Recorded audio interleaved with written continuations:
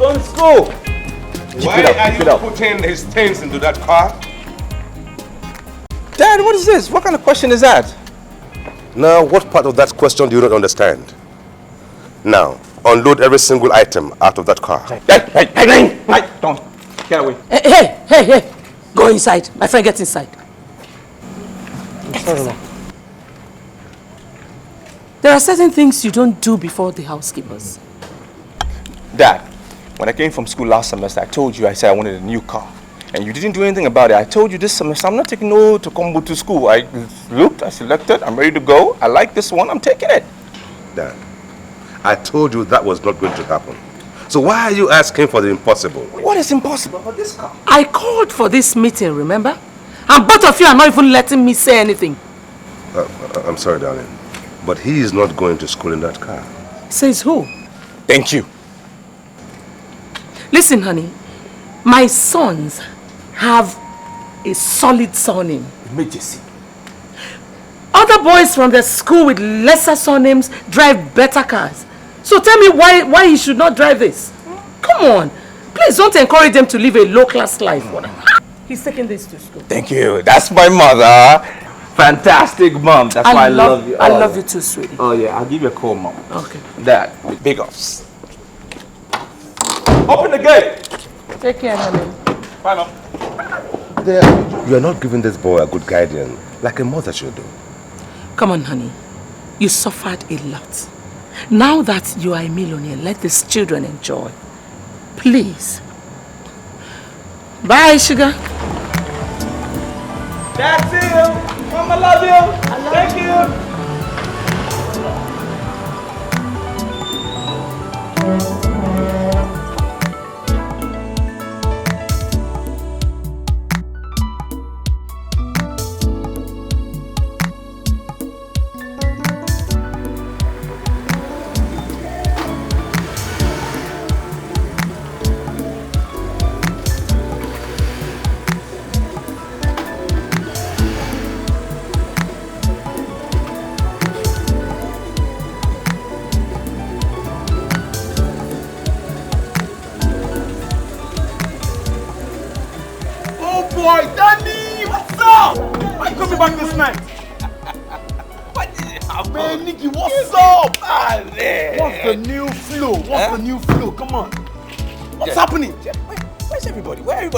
Everybody, they are inside, Stop quiet here. Come on, they are inside. Come on, so what's happening? Check me out. Man, this is cool, man. What the? See me now. A fizzy. My hair was, come on. Man, pass me the keys, pass me. No. Man, let me see. Hey. Oh, don't even go there. Come on. Man, this is nice, man. Where's Johnson? He's around the school premises. Yes, he's around. Listen, this semester, big things they happen. Massive stuff. New things have come. Jeez. You don't need to tell me, man. I can see it happening. Go knock on their doors, let them know Dan is back. Hello! Oh, wait. Dan is back! He's up! Go! Oh boy, go! Come see this nigga, man! Did you see the way that guy was carrying himself? Shouting, making noise, like one who is fully loaded with enough dough to spend. Oh, Sandra, you have got to be kidding me. Yeah, that's right. If you stand there and try to make me believe you don't know Daniel Umejisi. This guy is the son of the renowned Chief Umejisi. Everybody knows Dan. He's like the most popular guy on campus. Where the hell have you been? In the 80s? Well, I don't know why he chose to come back by this time of the night. It's so ridiculous and it's late. That's his problem. He can come back anytime he chooses. But wait, though. You sound like you know this guy so well. Tell me, is he in any fraternity? Someone sounds like she's got a thing for Danny. Whatever. Do I sense that? Whatever. Tell me, Joe. Anyways, I don't know if he's into any form of fraternity or anything, but I do know for a certainty that this guy is loaded. Oh my God, overloaded. Now they worry the guy. And this is the kind of guy that he makes one phone call and things begin to happen. His nickname should be activity.com. Are you serious? Correct guy. Hey! Hey! And he's dropped dead gorgeous too. That's the best part of it. So cute though. The guy is correct. He's so cute. Yes, he is. Drop dead gorgeous. I don't understand why you're angry. If you don't want your sons to use your cars, who will? Honey, I am not talking about Victor. I am talking about Dan. Victor still has the same Honda he had when he started university. Why did you encourage Dan to be so extravagant? Now, why must he request for a brand new car every year? Why? He's asking for a new car because he knows the son of who he is. He knows his father has his surname. And what exactly do you mean by this surname? Huh? I've worked hard from every penny that I have. There's something you don't understand. We have 2 sons. Victor is the quiet one. That's exactly why I don't get along with him very well. But Dan is the one who understands his status. And that is why we should adopt him as a product that has to be marketed. I'm sorry. I don't understand what you mean by a product to be marketed. Honey, there's this subtle competition that is going on in families. And Daniel is the only one we can trust to represent the great Umejisi family. Honey, you're not making any sense. You see, you look like you have a lot running up in your head. Is there something you want to say? Just go ahead and say it. I'm all ears, right? Okay, you got me. I'm smiling because I'm happy. All right. Yeah, I'm particularly excited to be starting off the new semester in this VIP bar. It's quite cozy in here.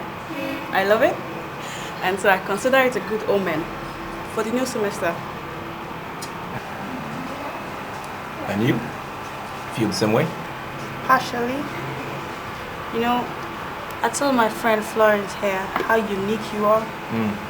She knows you more than I do, but I think I want to know you more. You see, my girl here, Sandra, she's got a thing for you, but she just doesn't know how to say it yet. I see. I like these ladies already.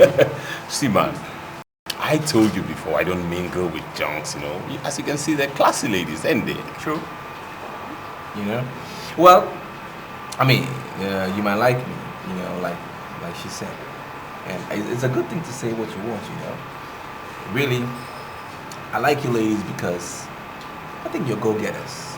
You know, you're like me. Go for what you want. Say it as it is. Go get it. But I can tell you there will be a lot more happening in this semester if you hang out with me. Oh, wait. You know? Okay, sweetheart. Families are trying to outdo one another. Okay. Chief Silas Iwunze bought 3 brand new cars for his 3 sons. You think he's mad? He knows what he's doing. He wants his children to stand out. He is packaging them for the next level. And that's exactly what I want us to do. No. I'm sorry, darling. I would not do what Chief Silas or anyone else does. Because we are not one and the same. No. I come from a humble background. I too never had a surname, but I've worked very hard. And you should strive to teach these children that hard work is what pays. I work hard for my money, honey. Was that not why I married you? Honey, you worked very hard and became a millionaire. You have written your name in gold. You have written your name in the sands of time. Who does not know Chief Umejisi? Sweetheart, That is why I want us to push our son down to the next level.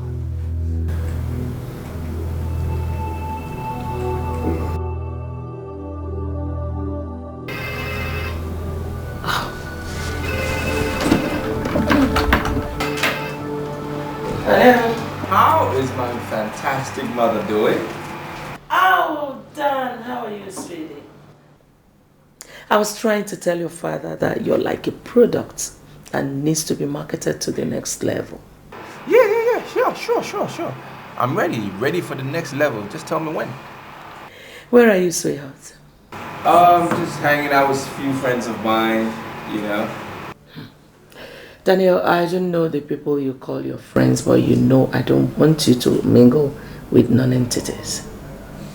You must always remember where you're coming from. I know. No problem. Mother, no props.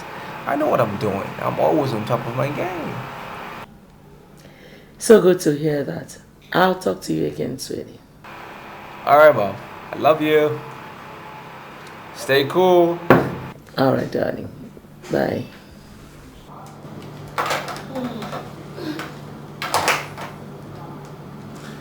You are not doing a good job as a mother, honey.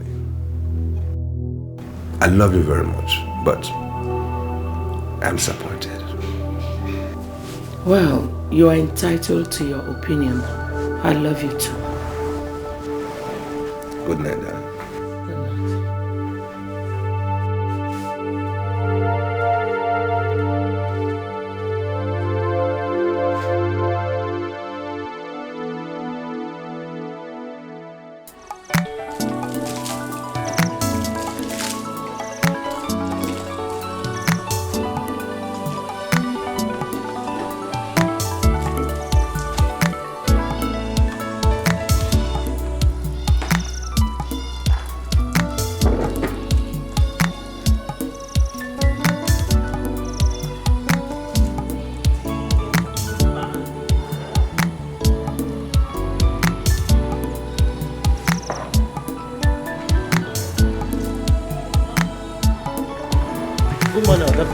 Good morning, Jude, my main man.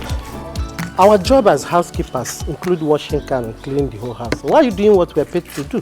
Jude, every morning, almost every morning, you and I, the same argument. This is my car, not yours.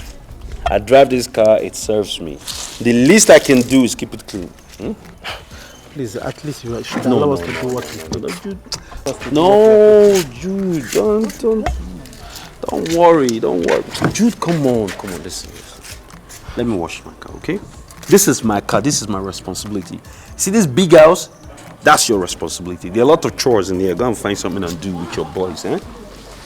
Nobody can wash my car better than me. Come on. Hey, Mom. Good morning. Morning, Victor. Victor, do you want to die with this car? What do you mean, Mom? Victor, tell your father you need a new car and he will gladly buy it for you. Why are you not living up to expectation? I don't understand what you mean by expectations. This is my car. I love this car. It serves me well. I love to keep it clean. There's nothing wrong with it. My goodness. Victor, this car is outdated. And none of my sons will drive an outdated car. If you're so much in love with Honda, why don't you tell your father to get you the latest model? Mom, it's a waste of money.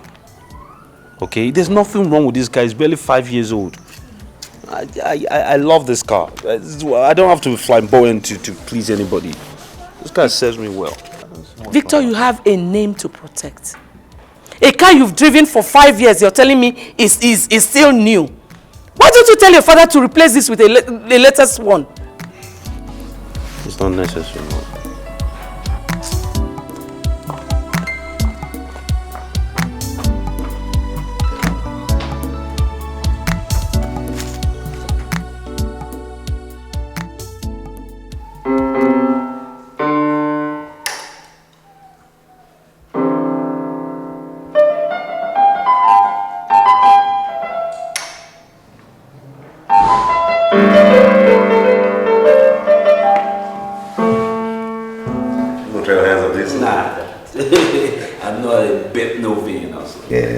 Listen, Dad, I'm sorry to disturb you, but there's something rather bizarre here.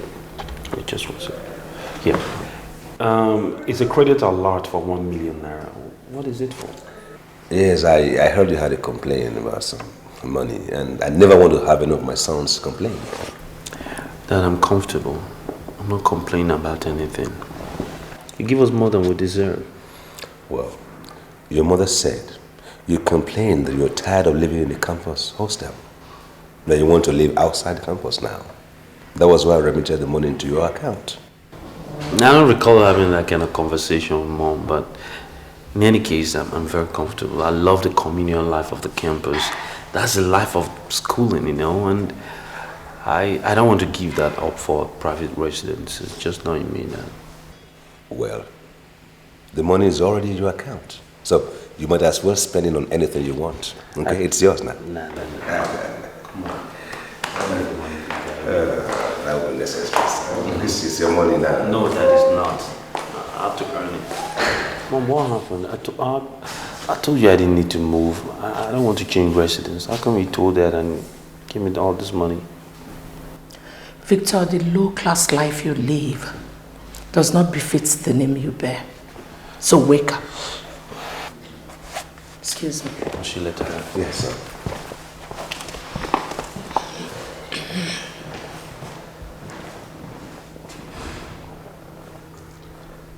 Yes.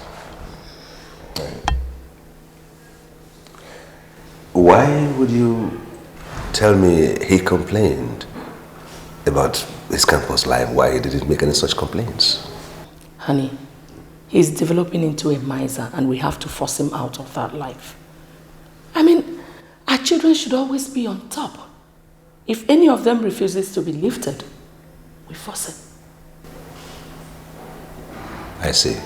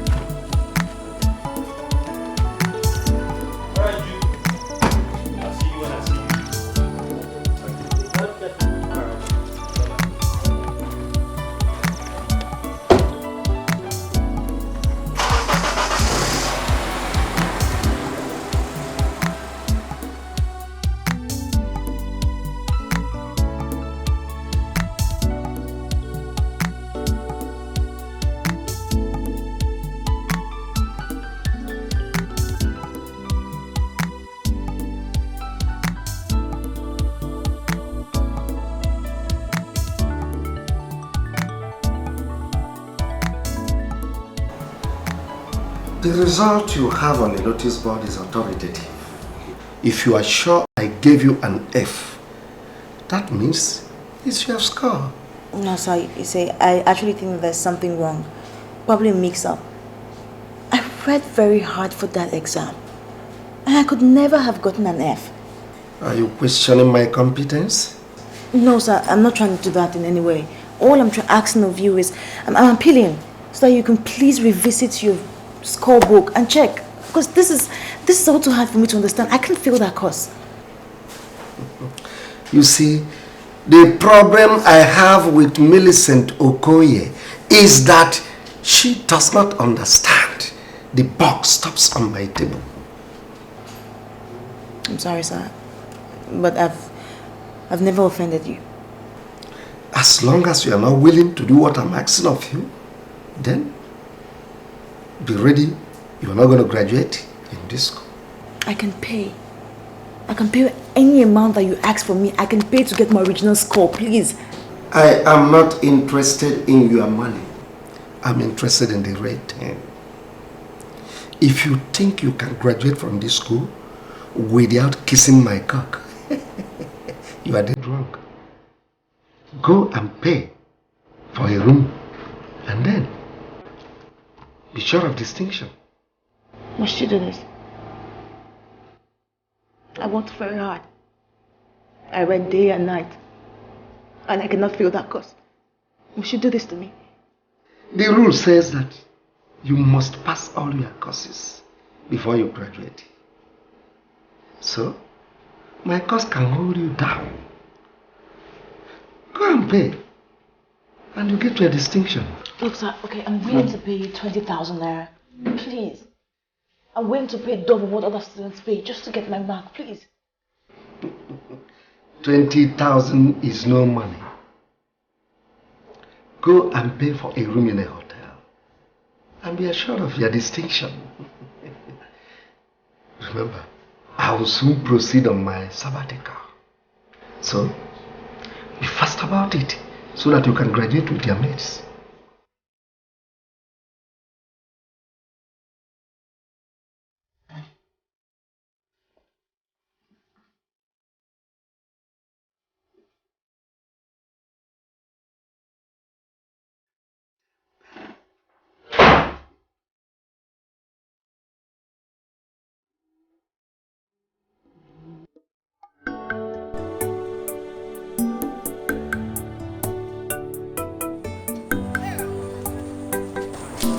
Hello. Something really bothering you like that? I mean, whatever your problem is, just let me know and I can solve it for you.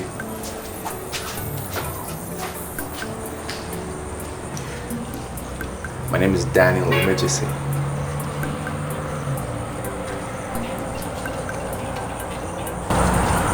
Mr. Emergency, son. Yeah, right. I'm glad you know my surname. It works every time, you know. You know. Anyways, what's your problem? You look really sad. Talk to me. Let me know. I can solve it for you. Anything. It's my lecture.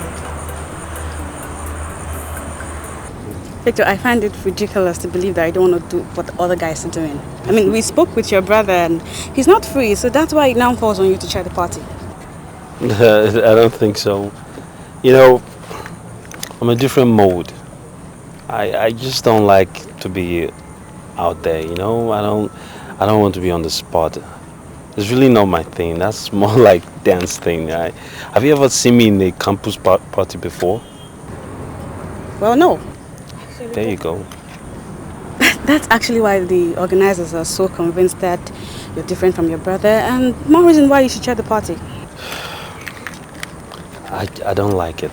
Like I said, I like to keep my life private and in a controlled environment, and that's what it's been like all my life on campus, and I would like to keep it that way. I'm so sorry, okay? Okay. Would you come to my hostel later? Why, is there a problem? Oh, no. No, it's just that there's some things I'd like us to discuss, and to be better in privacy and relaxation. Alright, I'm not exactly the antisocial you make me out to be. I'll come, okay? I'll make it. I just need to go back to the hostel, freshen up a bit, and I'll make it, alright? Thanks, I'll see you in your hostel. So ungentlemanly, leaving without giving the lady a peck. I don't know about that, but fine, no problem. Okay then. Again, here.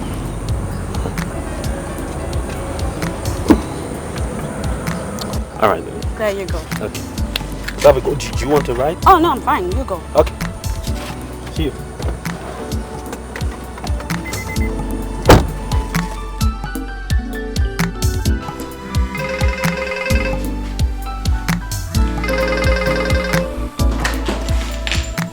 Hello, Dr. Osagi is speaking. May I know who is on the line? My name is Millicent Okoye.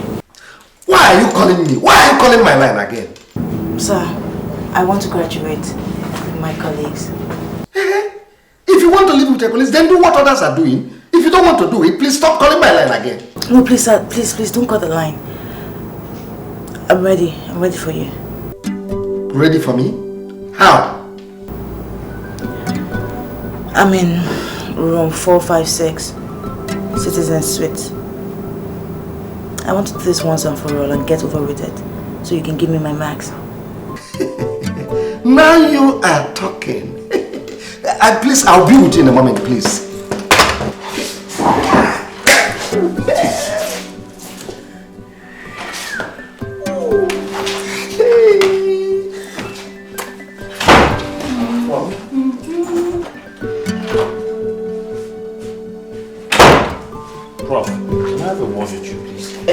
You can say I am not ready for any nonsense, girl. Come tomorrow. No, Prof, this is really important, sir.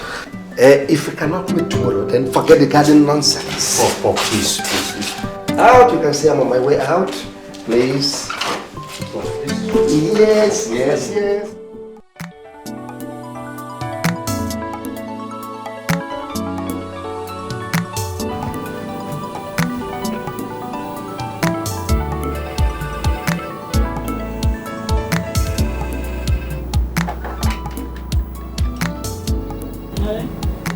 Dr. Saga is here to see you. Should I let him in? Yes, please let him in. You can now go in. Nonsense. Arrant nonsense. Had it been you, my nation here, you wouldn't have kept me longer. Nonsense.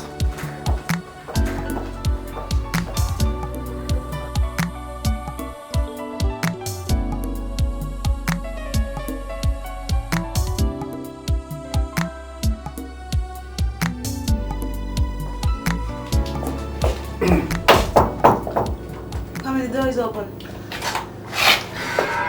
Well, young lady. I hope you came with condoms. Condom? I have it. You see, that's the fundamental of sexual perfection. I'm fully loaded. Yeah.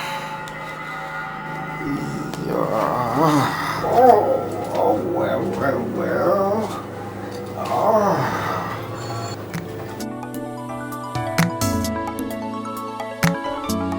Did you come here to be insulted? I mean, why are you still resisting me? When I, Dr. Kingsley Osagie, Doctor of Philosophy, is down on my pant. Doctor, I just want to know what I scored. But I've already told you I'm going to score you distinction. I know, I just want to know my original score, that's all. Doubting Thomases. You want to know your original? Then I will show you.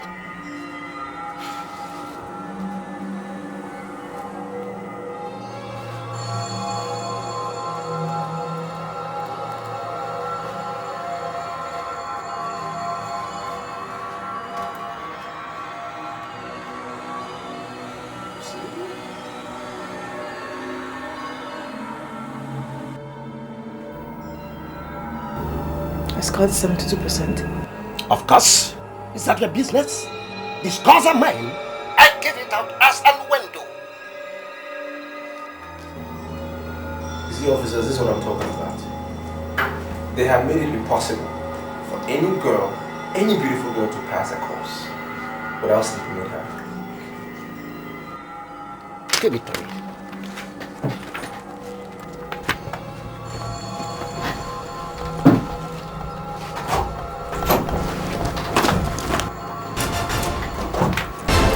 I mean, what is going on here? Who are these people? For daring to play that useless game on me, you will pay for it. God, you are under arrest for sexual harassment. Sexual harassment? Arrest? I, Dr. Kingsley Osborne Osagie, Doctor of Philosophy, under arrest? Nonsensical! You have the right to remain silent, as anything you do or say may be used against you in the court of law. Oh, Millicent Okoye! Officer, Millicent! you are coming with us to the station. That's a setup! Move it. Leave! Will you come on? Move it! What is the meaning of this? Move it! Don't try that! Move it! Move it! I said leave me alone! Push it!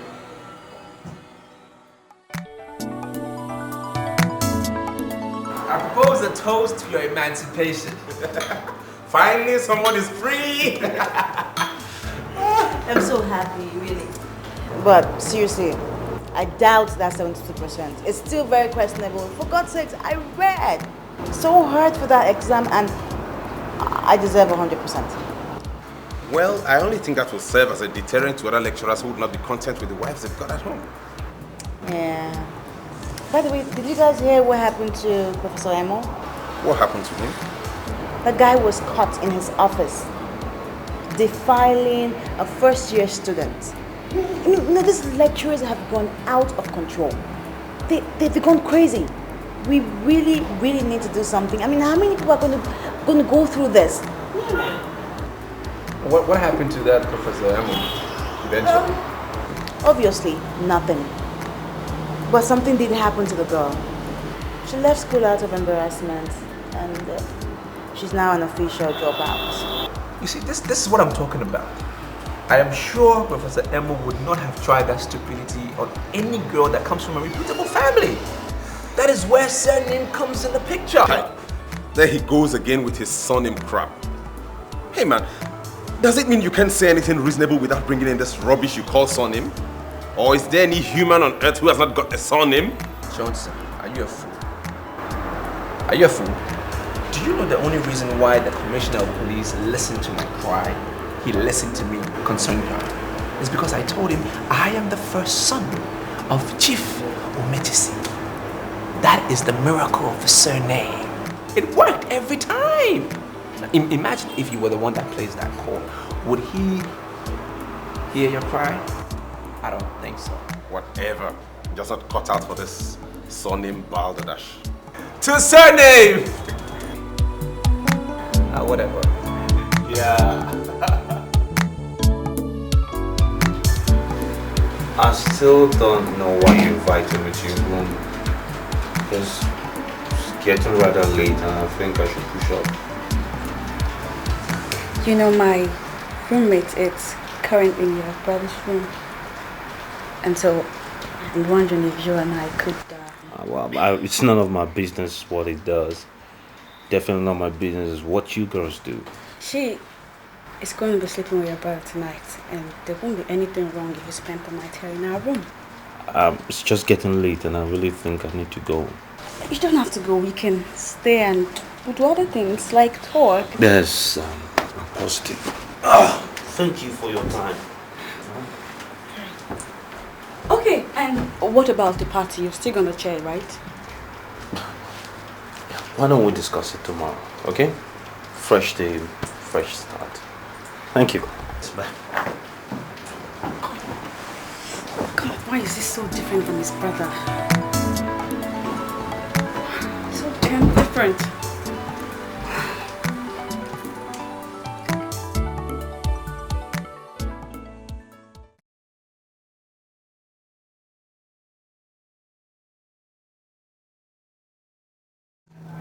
I like this guy. It looks like something I've seen in the movies. Hey, look. He said it was stolen from an FBI agent. So it's a rugged con. Yeah. Rugged indeed. How much is it going for? Well, he said 100,000 naira. But I already told him he was an idiot. Look, man, if you have 60,000 naira, he'll sell this gun to you. Oh, you don't have to call him an idiot because he says the gun is 100,000 naira. I think this gun is worth it. It's worth it. Oh, well, in that case, if you have 100,000 naira to spend it, let me have it.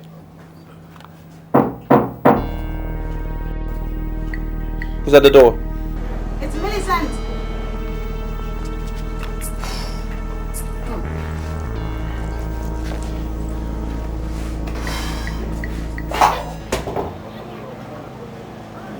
Come in. Come in. Hello. You're welcome. Hey, guy, I have to take my leave at this point. I'll see you there. All right, see you then. Later. Bye-bye. I'm surprised at you. You're such a timekeeper. You're on time. I'm not really cut out for the African time thing. You know, time is time all over the world. Just like the general maxim says, punctuality is the soul of business. So, shall we? Oh, Sit down, have a seat, have a seat. I hope you won't be disappointed if I tell you that I can't go for preps tonight. No, I mean, it's fine. It's good. Yeah, I'll just leave you then to rest, okay? Yeah. I've been meaning to tell you this for a long time, but I think I should just come out with you.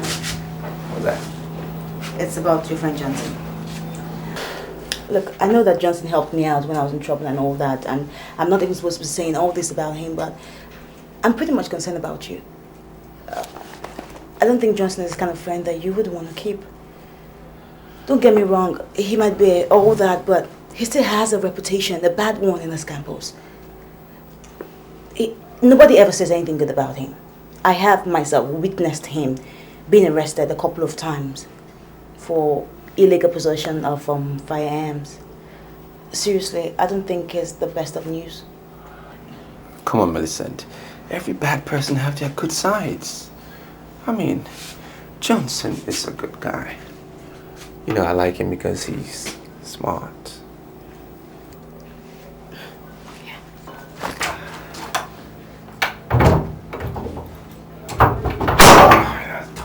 I'll see you Monday then. All right, later.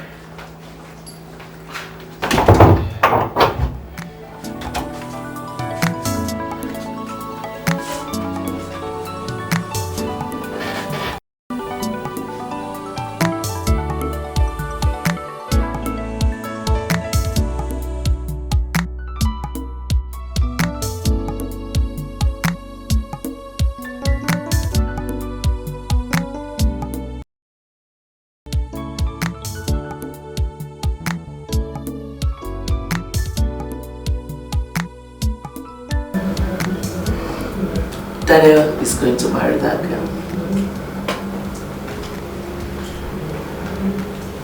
Who is this girl? Cindy Odogwu, the daughter of Senator Odogwu. She wrote me telling me that she's coming back next month from the US where she just rounded off her degree program. I think we have to tell Dan that he's getting married next month. I said, what? Did Dan say he's ready for her? Sweetheart, have you forgotten what I told you? That Daniel is like a product for Brandon. And he needs a woman, a wife, with a very solid surname like his own. And that's why I'm presenting Cindy. Well, yes, I understand that. But are they both ready for each other? Honey, we don't need their consent to make decisions for them. I told her I would like my son to marry her and she is interested. We don't need all that. Well, honey, I'm not trying to stop your plans, but what I'm saying is that we should allow Dan to meet this girl, like her, and propose to her. Honey, I think that's a bit too late now because I already proposed to her and she agreed. So yeah, this girl wants to be addressed as Mrs. Cindy Omejisi Ni Odogwu. You know, it's like transiting from one solid surname to another solid surname. You got to go? Yes, it all sounds good and great. But what I'm trying to say, honey, is that we should stop this matchmaking. Allow them to meet and like each other. Because it might backfire. I've seen it backfire in the past. Sweetheart, this one will not backfire. My son is going to marry the girl I found for him. You know, it's going to be a meeting between two great families. You got to go.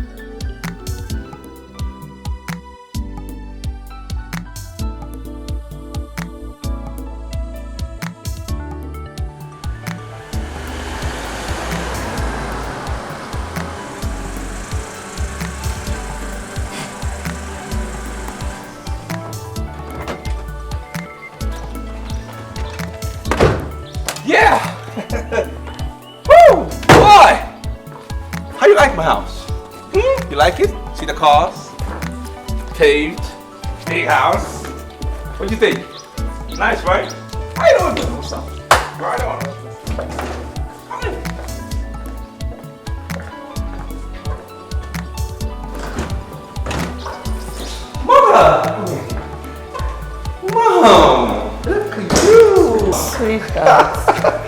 Oh, I miss you. I did too. You look beautiful with every passing day. Thank you.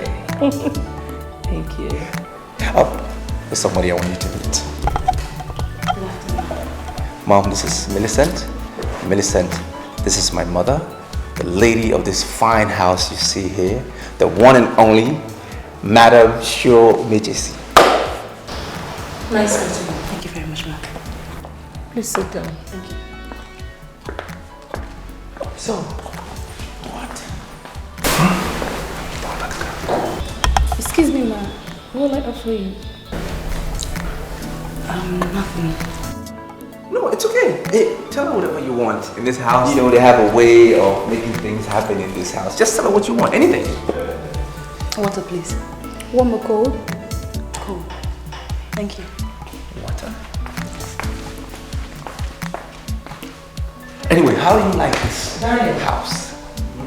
Can I have a word with you, please? Yeah, sure. Look beautiful in purple.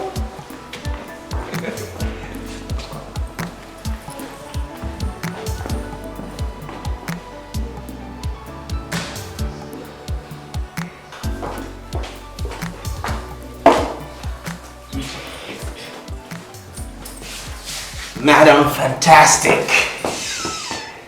I don't want to ask you what you promised her already. But I'm telling you here and now that it will not work. You will not marry her. Mom, why? She's a good girl. You know, highly intelligent. Intelligence is the word. What is her name? I already told you, Millicent. Does she have a surname? Okoye. Her father is a goldsmith in Otoja. Daniel, if you know where you picked her, just go back there and drop her. For God's sake, you have a surname. And there is no way you can end up with a woman without a surname. Mom, why? I mean, she's a good-looking girl. She's fine. This is somebody who will come out first-class honors. She's very reserved, beautiful. The name of your wife is Cindy. Cindy is the daughter of Senator Odogu. She's due back in this country in a couple of weeks, so prepare your mind. Yeah, I know Cindy. I know Cindy. We go way back. Come on, what makes you think I want to marry Cindy? Daniel, you know me. And you know I do not settle for second best. Cindy is the best and she is the one you must marry. Okay. I agree. I know you know best. You know the best thing for me. I know. Madam Fantastic. I know. What you don't know, Daniel, is that you are the one we are branding for the next level. I know now. And there is no way you can end up with a woman without a name. As for your brother Victor, he can do whatever that pleases him. He has no package. So please, get her out of my house. Right now.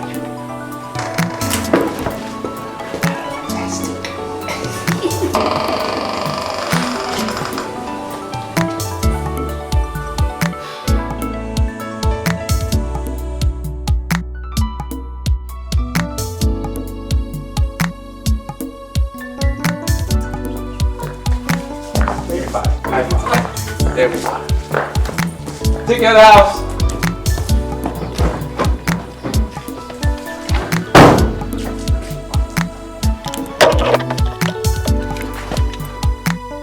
Why are you looking angry? What's the problem? I'm not. Do you think I would be angry with you? No, I wouldn't. I mean, I really thank God the way everything turned out. At least I now know the kind of person that you are.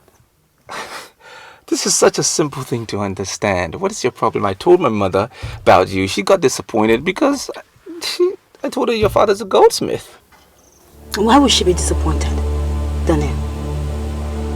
What is her business what my father does for a living? I am not even your girlfriend. Look, until today, I've been told to, you know, get involved with a reputable family. I didn't know it was that serious until today, you know? Toothpick? Look, Daniel, I'm not in the mood for all this. I don't even want to talk. So please just take me back to my room. I wish you all the best with your exotic family. Look, don't be all pissed. I'm sure if your father was a renowned goldsmith, this wouldn't be a big deal. Thank you very much. Can you just take me to my room? You can't change a thing, 'cause the truth remains. Good name is better than silver and gold. Good name is better than silver and gold. When it's built on pride and arrogance, then arrogance surely bring up shame. What is the meaning of this letter? Why single me out for punishment? Is there any lecturer who doesn't do what I did? The school is embarrassed that a senior lecturer like you, Dr. Sagi, could come down to the level of sexually molesting a student. It is not my decision, but the decision of the Senate. They don't want you anymore, and there's nothing anyone can do about it. But you are the dean of this faculty. You have the responsibility of defending your lecturers. You should have told them that what happened in your faculty has been happening in every other faculty. I cannot do that, Dr. Sagi. Have I not warned you in the past? What kind of students are you pushing into the system? Ladies that are morally bankrupt, intellectually disabled, who come out with wonderful certificates because they do what people like you want them to do. Such level of laxity and wickedness are outlawed in this institution. And I must warn you to leave my office before I call security to throw you out. Dean, has he come to threatening me with security? Men like you that have no control over their libidos must never be placed in positions of authority. You must leave my office now before I have you thrown out by security. Nonsense! Arab nonsense! You're going to regret it. You're going to regret it. This is your last warning. Are you going to leave, or must I have you thrown out by the security? Nonsense!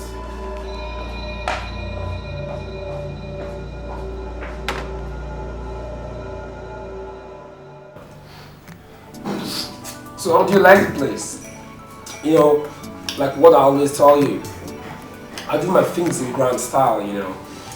I just can't be hanging out in any kind of sit outs in bars in schools, you know. I'm the governor, and that's who I am. So, you know, I like my things being done classically, you know, in style. You know, some people think my dad was rigged into office, and some things politics made my family relevant, but that's all lies, you know. That's all lies. So I also wish to let you know I was born in London and I was brought up there, and my dad thinks there's no place like home. Bros, Edo, enough of the talk about politics. If we allow you, you could go on and on. It's beginning to buzz, for real. The reason why we followed you to this place is because you promised us some comfort. So let the comfortability begin. Well, I know you can have whatever you want. I mean, whatever you want. I am the son of the governor, okay? You can have whatever you want. You got that, right? Listen, you promised you're going to give us money. So, are we getting the money or what? Hey, now you're insulting again. You just insulted me, man. See, I said you can just have whatever you want, okay? Whatever you want. I'm the son of the governor. Do you get that? Okay, point well taken. Having said that, I think we should propose a toast to Ngene, a man of his words. Oh yeah, she's right. Hoping that you live up to expectation. Definitely he Okay, will. cheers you guys. Cheers. You're right. Yes. That's it. Yes.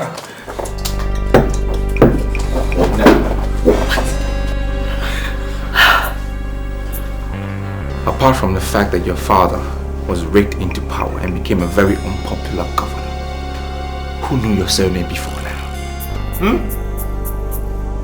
Who? I don't know what you're talking about. Oh, you don't know? Who gave you the right And I know you don't have the guts to walk around with my babes. Please do not use the gun. Don't let me use the gun. I didn't know they were your women. We're just hanging out to, you know, chill, you know.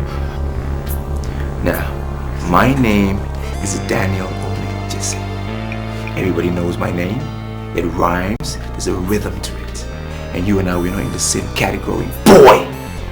Alright? Yeah. Now you have no right to say hello to a girl I have dated, am dating, or will date 20 years from now. Am I clear? Yeah, very clear. Right. But you're not dating any of us now. Shut up! Now you listen to me. When real men talk, boys like you that became popular because you stole money from public coffers should just disappear. Clear? Good. Now you get up and follow me.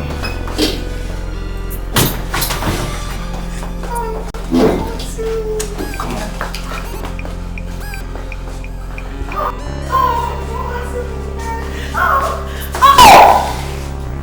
Why won't you just leave me alone? Dikeh promised to give me money. Oh yeah? That's the impression you're giving, that you're a cheap girl? Well, maybe you are. Why won't you just stop pestering my life? You're not my husband. You will never be my wife. Ever! So why won't you just leave my life alone? Because you have at one time slept in my bed. And any girl who has found a way in my bed cannot sleep around on campus. Clear? Johnson, let's go. Johnson, let's go. Fine. Make way for the king of the soul. Make way for the king of the soul. Make way for the king of the soul. Make way. You got style, but you don't. You think you got name, but you don't. Step aside, so I don't have to shut you out. You got style, and you don't. I know you have money, and as a result, you can get away with almost everything. But hey, man, I want you to understand that I know weapons more than you do. And it was very wrong of you to have pulled the gun there.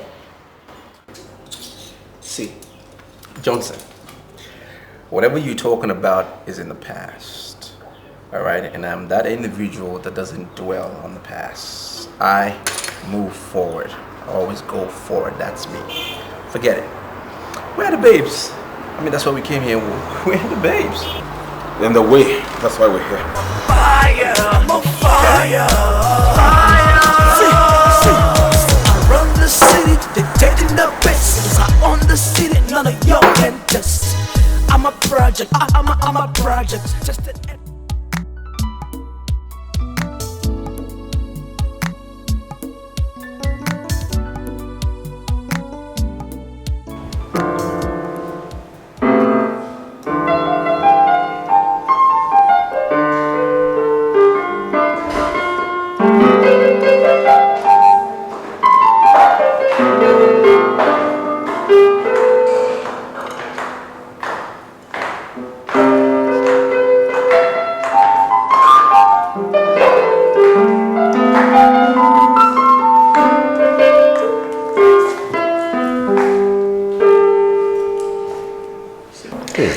She came to tell you that she's leaving.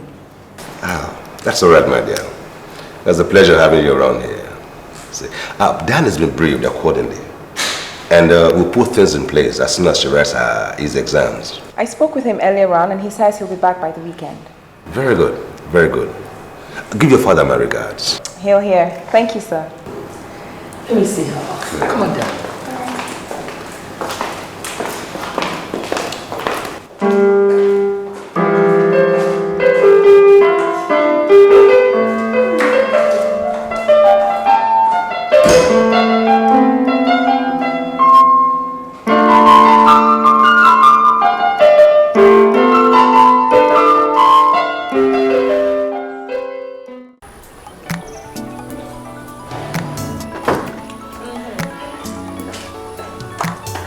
Your driver parked outside. Yes, I didn't want you to come in. Oh, Oh, he should have brought the car in. Oh, come on, darling. My regards to your parents, okay? Yeah. My dear, you don't know how indebted I feel. Oh, I love you. I'm the one who's indebted to you. It's very rare to find a mother that finds a woman that's good enough for her son. Thank you. I love you. I love you too. Bye-bye. I'll see you again. My regards to your parents, okay? Thank you. All right.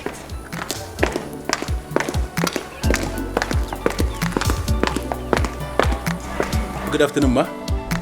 Oh, okay. That was my son's fiancée. I saw her. Isn't she beautiful? Madam, I don't know so much about women. And I'm sorry, I don't know how to assist them. I'm sorry. Please tell the cook to prepare roasted yam and native sauce for me.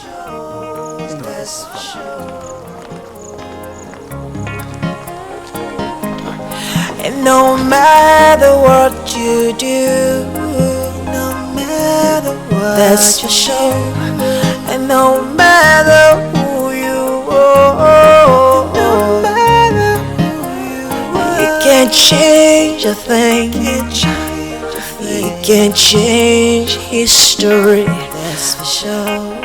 That's the way. See.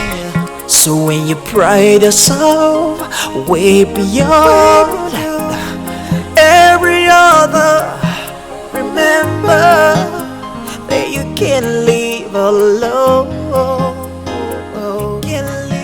Did you ever have to stop to notice that this world is not a home? Hey, Dad. I'm just leaving your parents' house. I had a wonderful time. Where are you? Oh, I'm at this spot, with my boys. You get to be him one of these days. Would you like anything special on Friday? I'd like to cook especially for you. Well, I'm sorry to disappoint you, but I'm not, the food type. I can eat something as little as ground nuts and then sleep. I'm good. All that will end when we're married, because you do need food to do your job as a man. We're married. Okay. If that's the case, I will settle for your specialty if you have one. All right, then I'll see you over by the weekend. Dad, I love you. Well, I love you too. Okay. Dad or JC. I can't wait to get married. All right.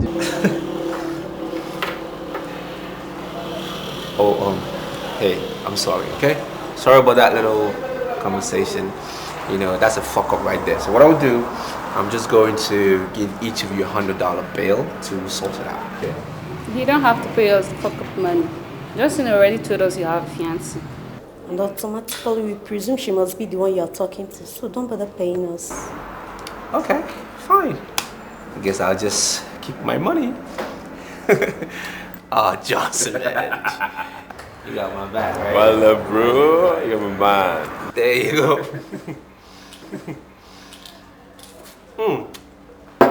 So what's your name? Victor, you know what your brother did to me. I understand you have squabbles with my brother. It really doesn't concern me. I'm sorry. That guy pulled a gun and assaulted me in a restaurant. Can you imagine that? You must get him to apologize, else I'm taking it up as the governor's son. I know whose son you are. It's still inconsequential. The point is that Dan has his ways of doing things. It's a complete conflict with my ways, and I hate to be involved in this matter. Well, if that's all you have to say, I'm sending your brother to jail. Yes. Well, do whatever suits you. Anything that gets you through the day, do it. Excuse me. Yes. I actually have an appointment with the head of the department. You know what? I could send you to jail. Both of you. I am the governor's son. That is who I am. I run the city, dictating the business. I own the city, none of y'all can test. I'm a project, I'm a project, tested and trusted. Yes, I'm a project. You think you know me? No. You think you got me? No. You can't touch me. Yes, you can't touch me. No. You can't see me when I'm coming for you. I'm the hurricane, I'ma run you through. So make way for the king of the zone. Stand up as I sit on my throne. I'm the first and you are the last. So bow to the king as I raise my glass. Why not hop into the car? I will take you to a hotel where we can do it properly. I'll call you tomorrow. Go anywhere and do whatever that will make you happy. Come on, lazy. I don't want all these excuses. I want it today, not tomorrow. I'm sorry, Chief, but I can't leave the campus. I have an important quiz to write. Hey, my friend. What are you? She's my girlfriend. She's your girlfriend? Look at this belly of yours and you want a young girl. And you, what are you doing with this old man? What are you teaching children of today? Do you know this girl could be one of your youngest daughters? You give her money. Money? Oh, I like the sound of that. Where's the money? The money is inside the trunk. In the trunk? There's no truck here. It's inside the trunk. The trunk? Yeah. Open the trunk. Quickly.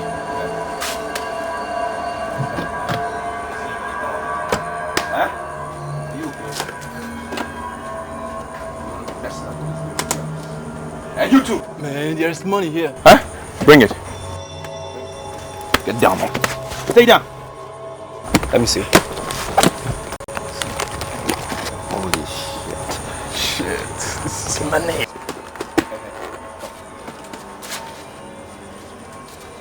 Bro. Get out of here. Get out of here. Don't look behind. And you. Keep your eyes. Yeah, let's go. Let's go. Yeah. Don't make a move. Silly old man. Stay down. Don't look behind.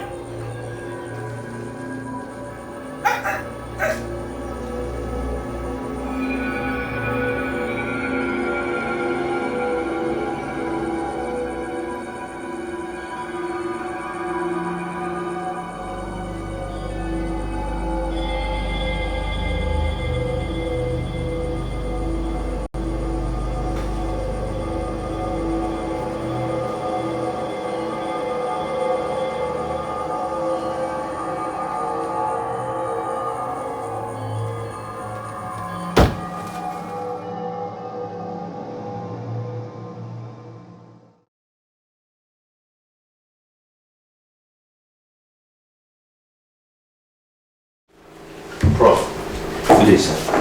Yeah, good afternoon, Victor. Wanted to see me. Yeah, sit down.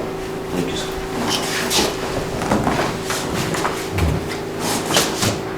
This is Millicent Okoye.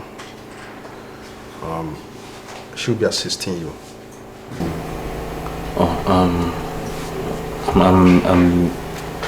I'm Victor Umejusi. Millicent. Yeah, good. Victor, I want Millicent Okoye to be assisting you as the assistant cost representative. Good. I want to make sure every student buys the course materials, okay? I have a total of 714 students that registered for the course. That's right. Whoever fails to buy the course material will definitely fail my exams. That is the only way I want to make sure they're serious. Huh? Good. Have I made myself clear? Yes. I was thinking, Prof, 714 students multiplied by 1,600. That's, if my math is right, that's a lot of money. And I'm not sure we can handle that kind of money. It's a little too much for students. 5% commission on each course material sold goes to your pots, both of you. Huh? You figure it out yourself. Oh, okay. I don't want them in bits, huh? Have I made myself clear? Yeah? Alright, sir. That's good. Thank you very much. Okay. Are you sure you can manage yourself? Excuse me.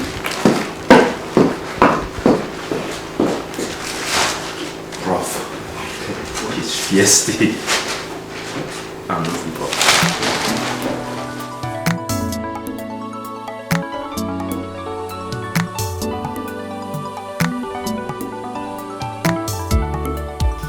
See, I had a hunch. I just knew it. I just knew. I told you if we attacked that guy, everything will work out. And like magic, it has. I am 800,000 naira richer. Well, Dad, I'm surprised that he had that kind of money and was not able to lodge himself in a hotel. Well, it's okay. You know what? Just leave him alone. I want to move forward because I am a guy of progress. I am hearing something here that boy, the governor's son, is running around campus and talking tough. Now I need to show him some samples of Daniel. We'll make you see samples. Look, Dan, I'm surprised you're still trailing that boy. That is the son of the #1 of the state. And he has the monopoly of all the instruments of violence. So I don't see the reason why. Now you listen to me. I will smack you one of these days. I will. If you don't stop looking down on me, I will smack you. I'm sorry. It's just that it makes no sense showing samples to the #1 son of the state. We just made careless money. All we need to do is to find somewhere, rest, find a 5-star hotel and rock ourselves to zero. What makes you think I need that kind of money to be able to rock this campus? I have more than enough. I don't need it. I can check in a 5-star hotel whenever I want and however way I want to do it. You just watch your mouth and get ready for your mission. But me, I need to rock, Dan. Whatever the case, Paulson should just know that he is in my bad books.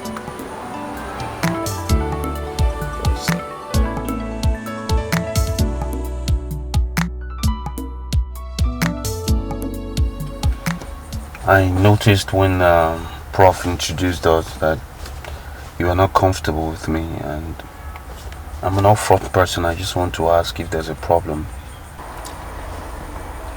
Before you came in, Professor told me I was going to be working with Victor Emergency, and I made it clear to him that I was not very comfortable with the name. Why? I'm very sure we've never met before. Something wrong?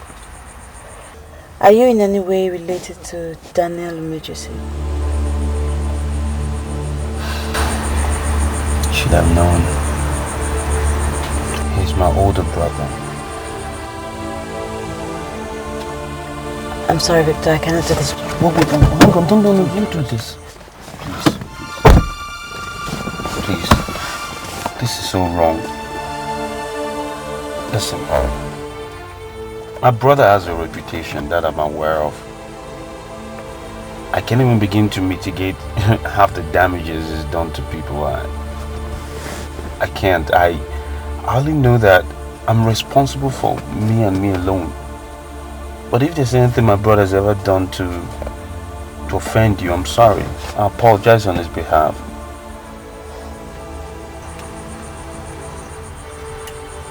Listen, there are 714 students in that class. Yet Prof singled you and I out. That tells you something. It tells you we're special.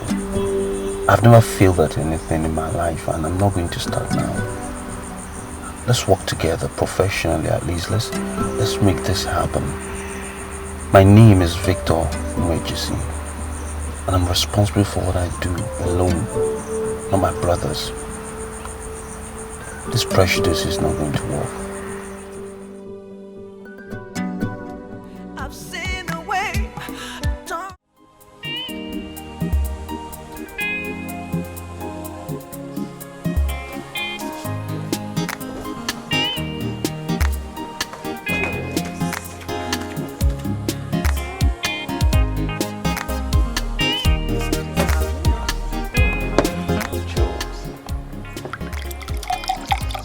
Let me not feel it, okay?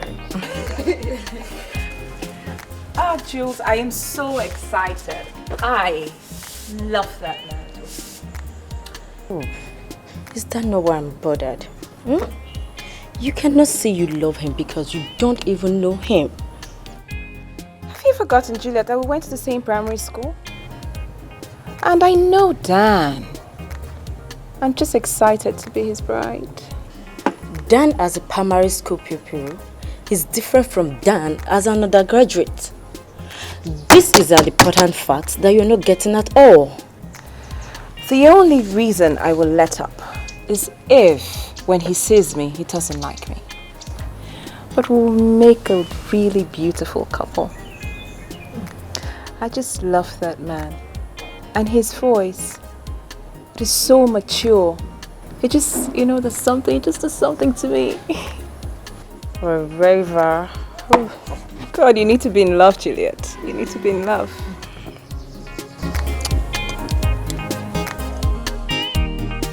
You need to be in love.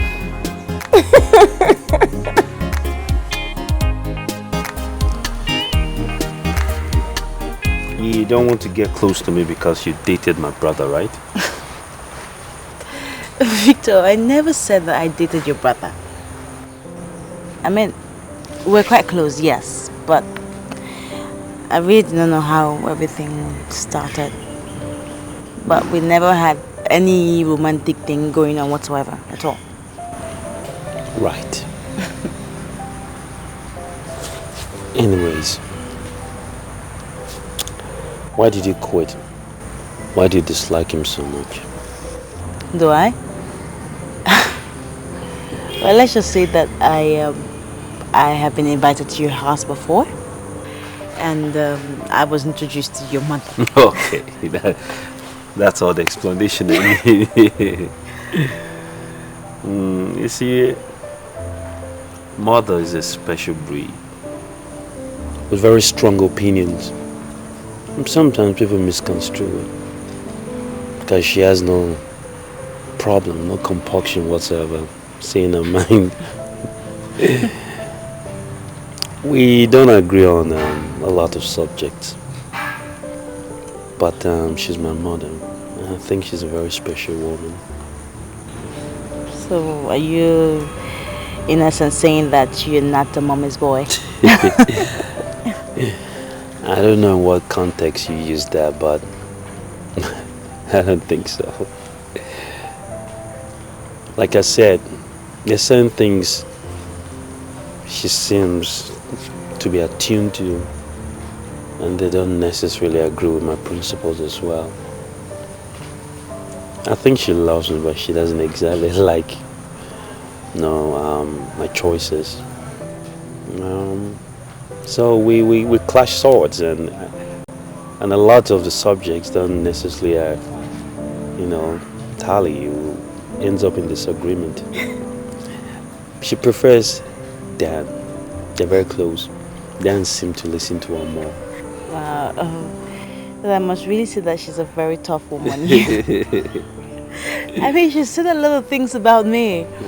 She was so disappointed about me being in the house. She was so disappointed about, Dad associating himself with me. She was also disappointed that my father is a goldsmith. Wow. A lot of things. She was disappointed with just everything about me. There's a lot of disappointment. Don't take everything she says to heart. She's like every other mother. She wants the best for her children, for her family. She's fought hard to be where she is. That's just what it is. My mother will be my mother. Nothing can change it. You, on the other hand, you're who you are. And there's no force on earth that will change who you are. You're a noble woman. You hear me? And don't allow anybody, anywhere, including my mother, to tell you otherwise. You understand? Jeez, you are so different from your brother. I hate to say it, but that's a compliment. Okay. That was a cheap shot too. It's a cheap shot. I love my brother too. I guess that's the way it's meant to be. But I believe in predestination. I believe everything happens for a reason. Yeah. I don't think the hatred introduced us to sell just handouts. I believe there's a bigger, higher purpose. And all I'm asking is, let's spend time. Let's focus and find out what that purpose is. Okay?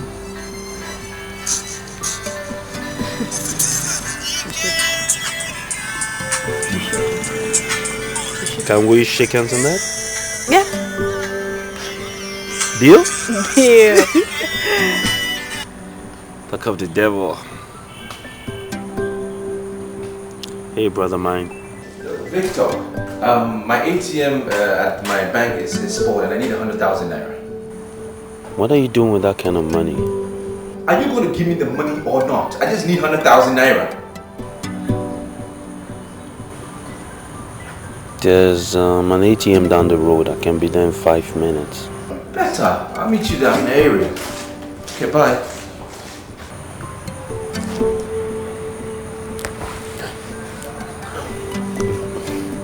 Dan needs me. Okay. I have to go. Okay? Okay. Why don't you come with me? Okay? Could go grab a bite after that. Now, alright, just stay here so I can go to class and read. Will I find you here when I get back? No. I'll call you. Okay, partner. Shake hands again. Make me feel awkward, you know that? I'll see you later. Alright. Bye. Bye.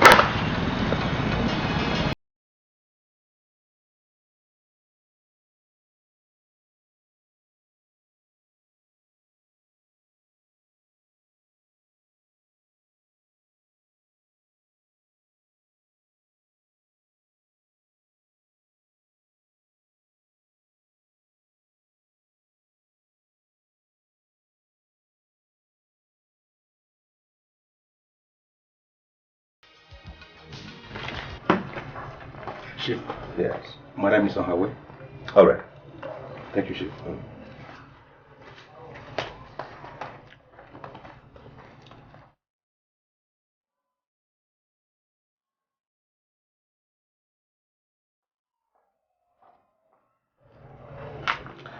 Yes. Oh, yes, that'll be tomorrow morning. Yes, in the morning tomorrow. Oh, that's all right. Okay. So how to send from that? Yes. Okay. I saw the memo you left on the table. I don't understand it. Here. Honey, you have started behaving like a miser lately. How can you tell me that an ordinary memo written in simple English language that you did not understand? Would you rather I claim to understand something I don't understand? Besides, I have no business with Hewlett Autos. So how come they ask me to contact them personally? Well, I wanted to trade in these cars. That was what Mrs. Ilodibe did, and today her compound is filled with brand new cars. All the cars I have in this compound are brand new. So why must I apply for a trade-in? Honey, I don't know why you don't behave like other rich men. For God's sake, these cars you call brand new cars are cars we've had for more than 1 year. I spoke with the car company and they said they would do it for us, but I don't understand why they are insisting that you call them personally. That's actually why I dropped the memo. Honey, why do you do things without my approval? Honey, I'm just concerned with the family name. For 1 year now, we have not bought even one brand new car. Sweetheart, it's totally unacceptable. And why must we buy a brand new car or even arrange for a trade-in when our business is facing a diminishing profit for 3 years in a row now? Honey, why do you like showing off? I am not showing off. Sweetheart, you might not understand, but people are watching. People believe in what they see. Why are you so concerned about what people see, what they think, or what they do? You are a mother and a wife. And you should think like one. Of course I'm thinking like one. Okay. Daniel is getting married next month. Show me the car that the wife will drive when she comes in. One of these junks? Sweetheart, come on. Call the car company. Let them come and take away these junks and give us brand new models. Please. What about you pay ordinary 30 million and our house will be filled with better cars? Honey, now let me be sincere with you. I will make no such calls. Because all these cars I have in this compound are all brand new cars and I'm not in a hurry to change them. At least not now. Tani, you will make that call. Families that bear lesser son names are driving better cars than we do. It is one thing to have a surname, but the most important part is to maintain it. And we are going to maintain our name. Money, they say, is a visitor. You take good care of it.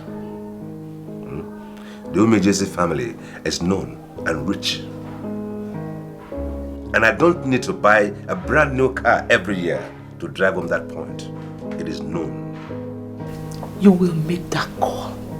Do you know what they call you? Nwokemwelafa. Nwokemwelafa, and you are going to be Nwokemwelafa. You're going to buy those cars.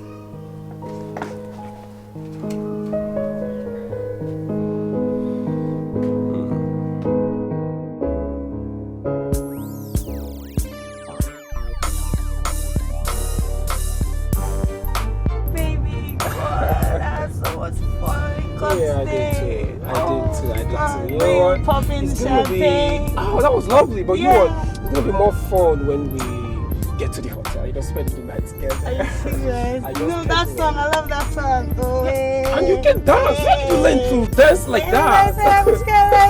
You know what? You have to teach me those dance steps. I really love them, you know. God, I had so much fun. I did too, but you know what? It's gonna be more fun when we spend the night together in the hotel. Oh yeah. You know when that song was playing? Oh yeah. I didn't know you could dance like that. Why did you learn to dance like that? Oh, everybody said I'm Scarlett. You know what? You will teach me those dance steps when we get to the hotel. Oh man, sorry. Okay. Oh baby, please can you clear somewhere? Let me pee. My bladder is about tearing. Well, we're almost at the hotel. We'll be there in 20 minutes. No, baby, please, just clear somewhere. Is it that serious? Yeah, please, my bladder is about tearing. Okay. I'll pull over there. Just try holding it. No.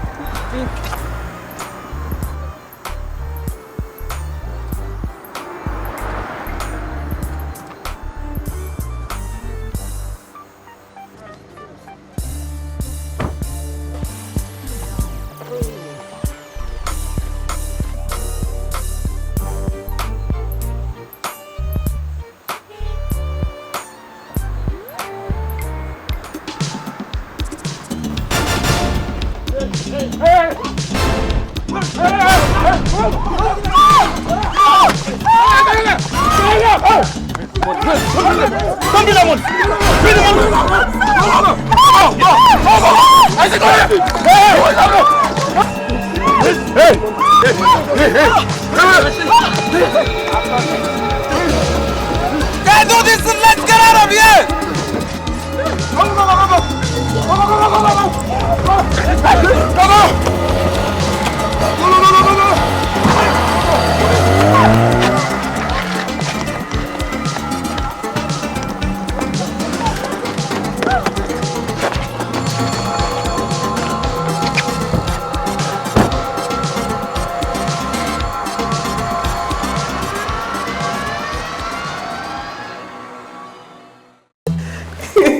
I was quite nervous though. Oh, you were? Mm-hmm. Yeah. Why? Because I kept wondering what it would be like when we finally saw each other. You know, speaking on the phone is kind of different. I know, but I've always known that you and I were meant to be for each other. I'm the one who's been nervous. Maybe I'm still nervous right now. So now that we're finally together, what do we say to each other? You know what they usually say? I love you. And then you would say, I love you too. yeah. But I think that has been overly used. Let's think about something else. Why? I'll die for you. That's strong. I know. But it's the truth. It's the truth. I can do anything for you. I love you, Dan. No, you should say, I would die for you, Dan.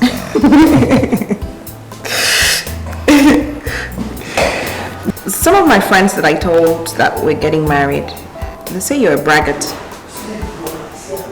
They also say that you've got a short fuse and that you venture the unthinkable. Well, I like that part. But that has got me thinking, actually. So, who are these friends of yours? Their identities are not important. Okay. What's important is that you've proven them wrong. I just love you for that, Dan. Good. I just wonder why these friends of yours will put their noses in my business, but I'll come back to that later on. I was just wondering, what kind of wedding do you want? Father says, Father's willing to spend an obscene amount of money, but Mother says we should have a moderate wedding. Okay. What do you want? I don't know, really. Anything you want is fine. I just would like to be called Cindy, Chief Mrs. Cindy Ume JC Neodogo. It would be a noble transition. I know. You make me very uncomfortable. You get over it. You get over it. Because my God.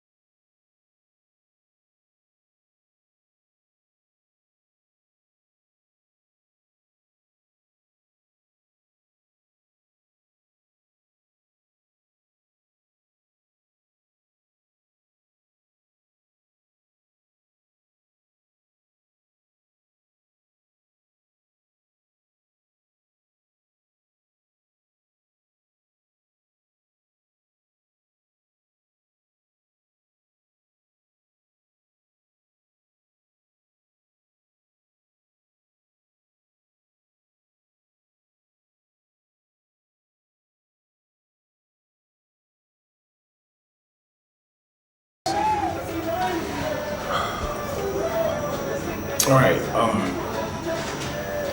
some boys robbed me while I was coming back from the club last night. And I have this strong feeling Dan sent them. Are you some kind of a troublemaker? I mean, how could you conclude that Dan sent the guys who robbed you last night?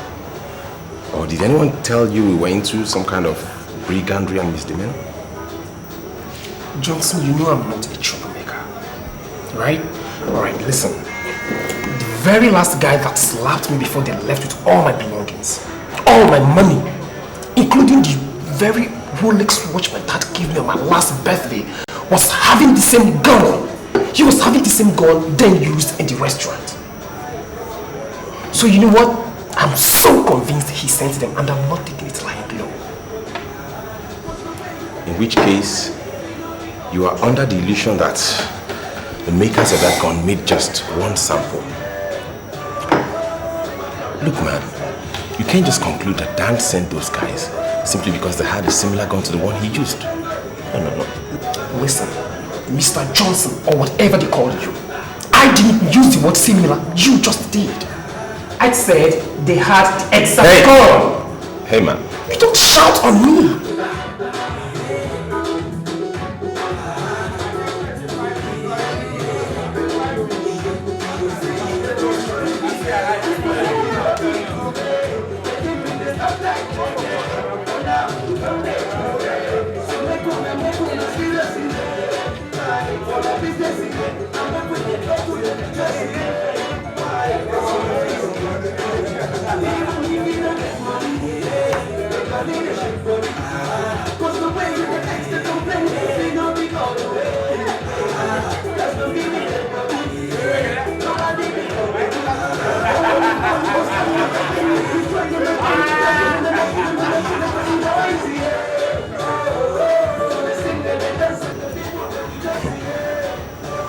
Dan emergency owns this campus. And the earlier you got that into your thick skull, the better for everyone involved. You know what? I think you're the one who needs to get something into your thick skull. Because no one owns this campus. Why do you worship this guy? You heard me right, and I don't think I have the time to repeat myself. Why would I worship this?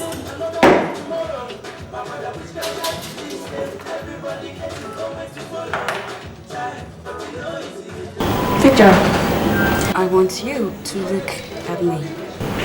I'm looking. No. Take a good clean look at the face and this really, really big up. Because I'll turn. I'm turning. Keep looking, boy. Really, really keep.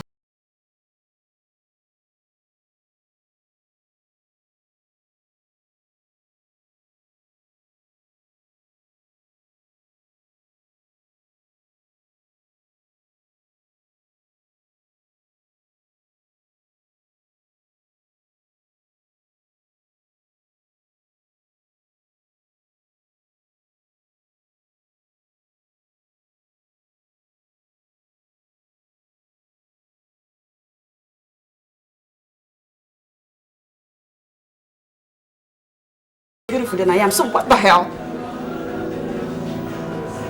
Is that why you brought me here? I want to know why you ditched me for her. I am practically throwing myself at you. What does a girl like me have to do to get your attention? We didn't even do anything in the first place. How could I have ditched you? Vicky, I resolved to love only you. Just you. So then, let's get it on, alright? It totally fits both of us. I really don't know how to say this to you. You know, you see that girl I walked in with? That's my woman. Now, you're beautiful. Really stunning. I know. Actually stunning. That's right. But you're not the woman for me. Seriously, you see that girl I walked in with? That's my whole life right there. I love her, alright? She's completely captured my heart. And I can't bring myself to feel anything for anybody. Now I'm not worried about you. Really, I feel a woman that's pretty and smart and obviously as resourceful as you will find someone. But that's just the way it is. I'm really sorry. I need to get back to the party before she begins to look for me.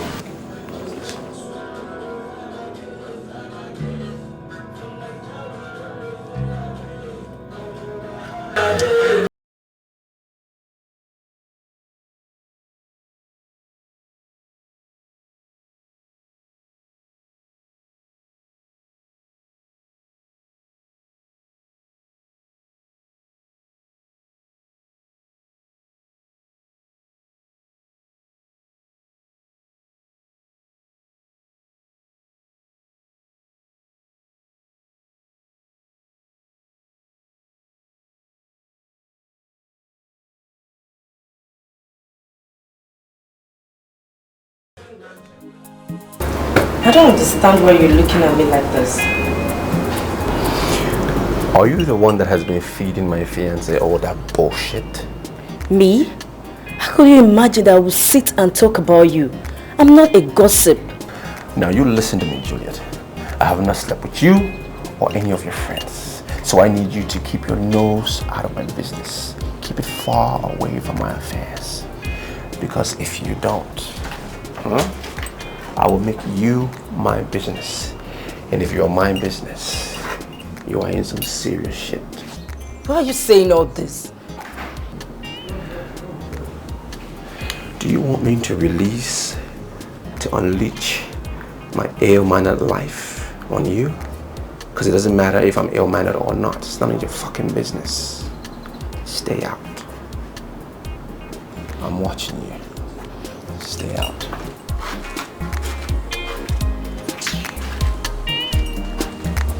Got my eyes on you.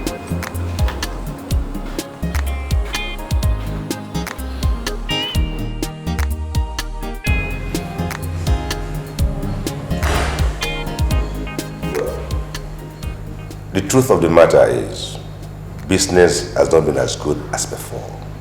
But it doesn't mean that I cannot dole out some money to give my son a befitting wedding, if that's what you want.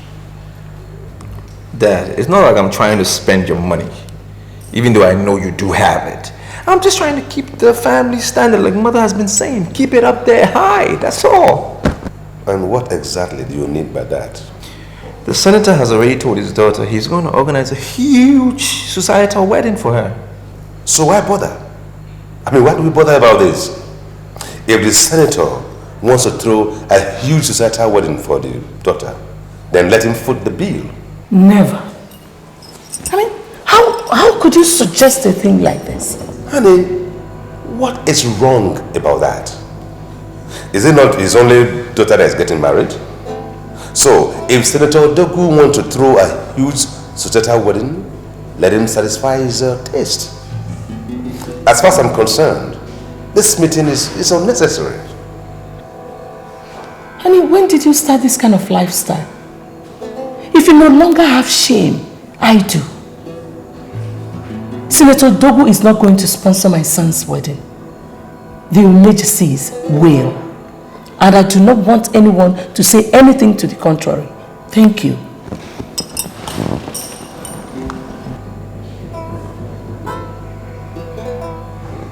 Okay, then let's go for Cindy's suggestion. I mean, she said her mother wants her to get a very moderate wedding. How about that? Who is her mother? Isn't that low-class lady Senator Odogu married from Ozalono? She has no son name. That's why she's suggesting such a low-class wedding. Honey, a man must have fathered that woman. Do not castigate her. Maybe she just understands the current economic meltdown. Now you listen to me, Umejesi. Senator Dogu is not going to sponsor my son's wedding. You will. I want that wedding to be one in time. Please. You amaze me. You amaze me no end. Are you not the same woman I just told that business has not been as good as before? Then expand your tentacles and raise money. Two great families are getting married. We're going to paint this town red. Or don't you know that the whole world is watching? I see. I see.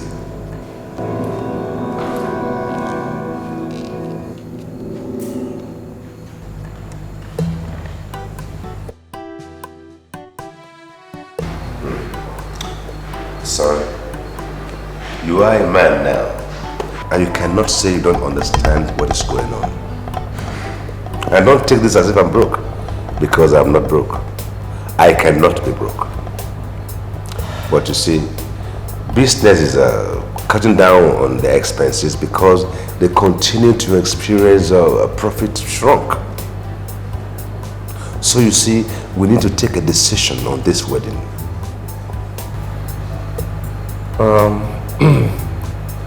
Can we take a decision without Mother? Exactly. It is your life. I will retire from active business very soon, and you are going to take over this business. I'm very sure you don't want to expend all your fortune on a wedding. What I think is going to cost you about 10 million naira. You know, and I don't think 10 million naira taken out of your tail will collapse any of your businesses. Now I can see that you don't even understand half of what your mother is planning. 10 million naira is not even enough to take care of the flight tickets of the guests coming from the US alone. Not to talk of the hotels in this area where we have booked all the rooms for the minimum of 2 days. See, now that alone is worth more than 10 million naira. Now there are so many things that are being planned that I believe that is to the extreme and even frivolous. So I think we need to take a decision so we can confront your mother.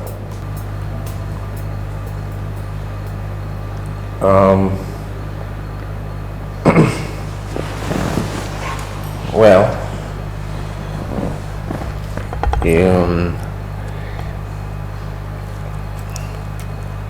well, I think I'll go with what mother said. You know, it's a better option for me because, you know, she's looking out for the family's reputation and so am I. So I like that option better. I will go with what mom said. What a shame. I am disappointed. I am really disappointed in you.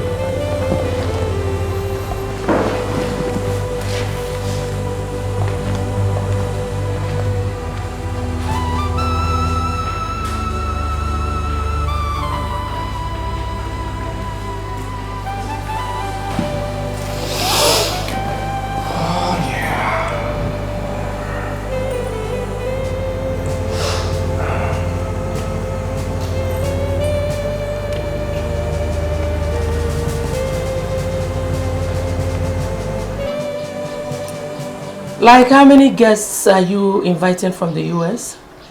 Mother said we're having a moderate wedding, so we're not inviting anyone from the States. Cindy, we are not planning a moderate wedding. The daughter of Senator Dogo is getting married to the first son of Chief Ume Umejesi. So we are really prepared. Let the woman from Ozalono not reduce the event to a mere charade. Yes, ma'am. Are you saying that I should call everyone from our neighborhood in the States? Sweetheart, don't just invite people from your neighborhood, but also people from your alma mater. Tell them that you're getting married to the first son of a multi-millionaire. A man that has a surname. Nwokenwelafa. Tell them that we are going to meet all their needs, okay? Yes, ma'am. I will call them immediately. Okay, darling. One more thing, Cindy. I want you to know that I'm your mother now. You really have to get used to my ways. So the woman from Ozalono should not be in charge anymore. I will be the one to dictate the pace now, okay? Noted, ma'am. I will...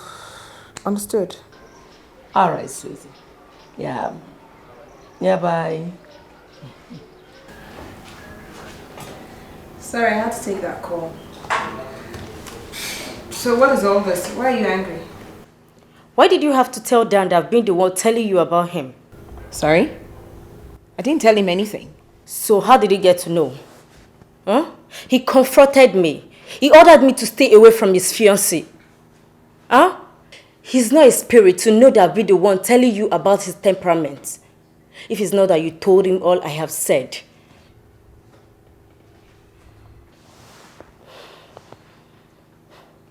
Juliet, you should believe me. I did not say anything to him. But he probably just psyched you. And you caved in. And you're my only friend, so who else would he go to? I don't know why you just be behaving like this. After all, when people talk, they should stand by what they say. But I'm getting married and that's what matters.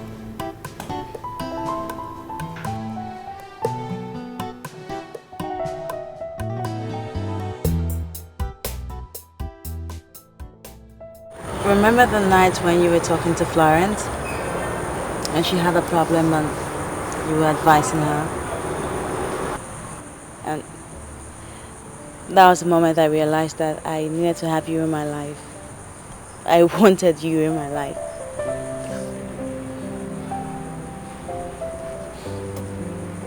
For me, I think the moment I realized you're the woman for me was when I walked into Prof's office. It was... so I see I was sucked in the face, you know. It's crazy. I've seen a lot of women on this campus. I've never felt any woman before. For the first time I was not only seeing a woman, I was feeling her. So, do you think that we have a future together? I don't think we have a future together. I know we have a future together. You have forgotten what your mother said about me when I went home with Daniel. To her, I wasn't good enough for Daniel. I was low class, my father is a goldsmith, and I was not up to your standard. I had no surname. Do you think that'll be different in your case? I'm Victor, not Dan. My mother means well, don't get me wrong. She's fought long and hard to protect her family, and she's still doing the same. She thinks it's some kind of battle for supremacy. I don't understand it. But my mother has never, ever taken any decision for me. And she's not going to start now. I think you're the woman for me. If you think I'm man enough for you, then we'll find every obstacle surmountable. You're everything that I've ever wanted in a man. I love you so much, Victor. So much. I love you too, baby. Hey! Hey! What are you doing? Huh? What are you doing here with my brother? Huh? What are you doing here with my brother? Has my mother not told you that you cannot be a part of this family? Now you want to sneak in through with him? Dan, what is the problem? What do you mean, what is the problem? I've messed with this girl, man. We're brothers. We should stick together. I messed with her. I know her inside out. We better stick together. No, you don't, Dan. I know what you mean by mess. You don't know her like that. Come on. Nothing happened between both of you. I know this. Why are you trying to cause problems? Look, she's from a low family. Low class, cheap girl. That's what she is. We are from a high class, man. Keep the standard high. What's wrong with you? You know I don't play that background surname nonsense you play with mom. That's your thing, not mine. Dan, I made this choice. This is the woman for me. Why don't you just respect it and leave us alone? Come on. Hey, wait. You gonna walk off with her? You gonna walk off whilst I'm standing here with her? The cheap girl? Damn it, Dan. You're getting married in 2 weeks. Am I all up in your grill? No. Mother made that choice for you. Mark my words. That woman will ruin you. I won't let you ruin mine. Class or no class, this is the woman for me. I've made my choice. You gonna stoop low? It's okay, bro. It's okay. I got you.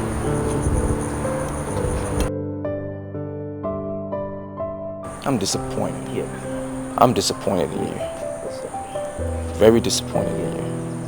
What have I done? It's okay, baby. Don't worry, okay? She got you.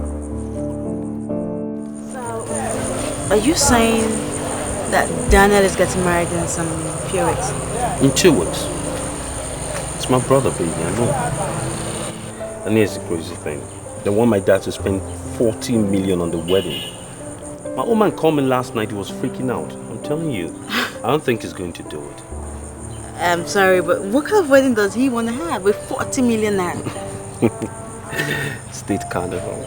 That is so like Dana, my mom. I see. Listen, let's don't talk about that. Let's talk about us. Okay? I want you to go to bed tonight. I remember there's a man hopelessly, uselessly, carelessly in love with you. Okay.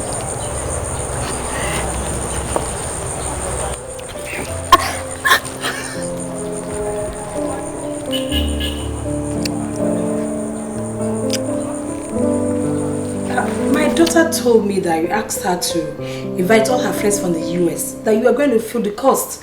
I don't understand. What don't you understand there? Or are you scared we would ask you to contribute some money? Not exactly. We are prepared for this wedding. But it's just that what my daughter told me, our budget is far below it. Mrs. Odogo, I don't want to shout.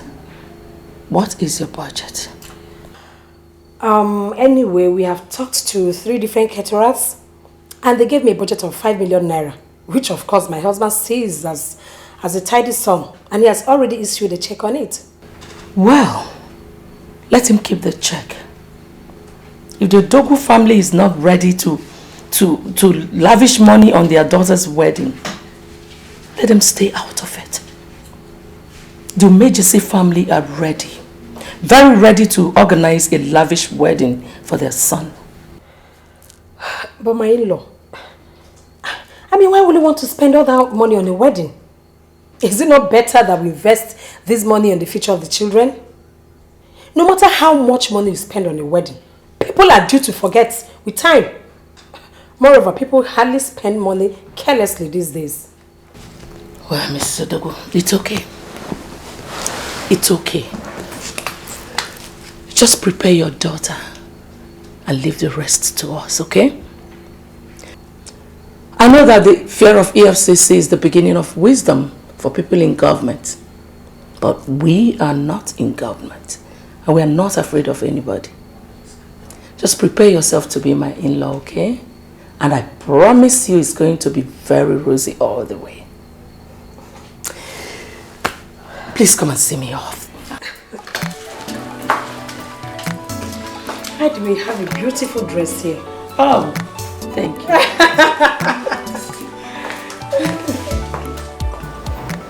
I heard you guys took a watch from him. That was what he said. Where is the watch? How come you guys never told me about the watch, huh? We have seen you with more than 3 different Rolex watches. So, we believe you don't have anything to do with the watch. You don't need the watch. Where is the watch? I said, where is the watch? So we sold the watch. We sold the watch to Alhaji Ibusa. When you sold the watch? Yes, sir. Come here. Come here. Come. Come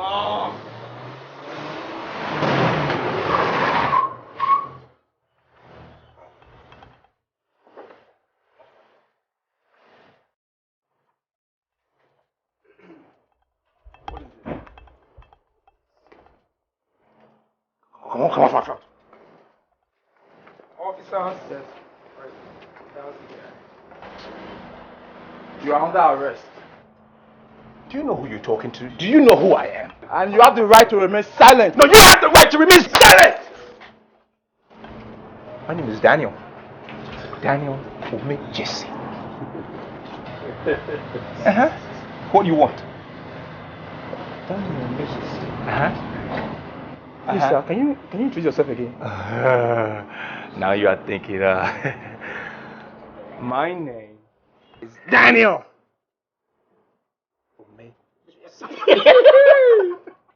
First son of Chief Umejisi. That's me. You should have found out from every door here before coming to arrest me. You should have found out who you're coming to arrest. You know? Men like you in black, sorry asses like you cannot arrest me. Abort this mission. Otherwise, I will send your sorry ass to that farm settlement. Do you know it? Oh, no. And I know you will die of malaria because you will be so redundant you wouldn't even know what to do with your freaking life. Well, sorry, sir. Yeah, boss, let's go. What did I hear you say? Arrest me. Officer, what are you talking about? This guy has illegal weapons in possession and you're letting him go? Listen, go and bring your father's order to come and arrest him. We don't want to be transferred to a farm settlement. Fine! You're scared of malaria, right? Let's go! You are losing your job! You know what? I'm not done with you. I am not done with you. I will let you know who I am. I am the governor's son. That is who I am. Yeah. I'm scared. Arrest me. Now put your toe between your eyes and get Bye, man. I am the governor's son. Don't forget that. I'm a spunky man. They know me. Everybody knows me. Step aside. I'm Daniel. Emergency is the name. Cause I gotta be a solid. Find out. Some black ass policeman. See, my daughter, one thing I've learned over the years is never to underestimate anyone. See, Chief Umejesi is rich and quite known in the land. So much so that a lot of people erroneously concluded that I must have been the son of a millionaire. That is very far from the truth. You see, the truth is, my beloved father, until his death, he was nothing but a taxi driver. See, I tell you this background to let you know that the fact that you are a daughter of a goldsmith does not bother me. And now that my son has brought you home as the woman he wants to marry, I give my blessings. It shall be well with you. Amen. Just remember, take him as your head, and that you are nothing without your head, and it shall be well with you.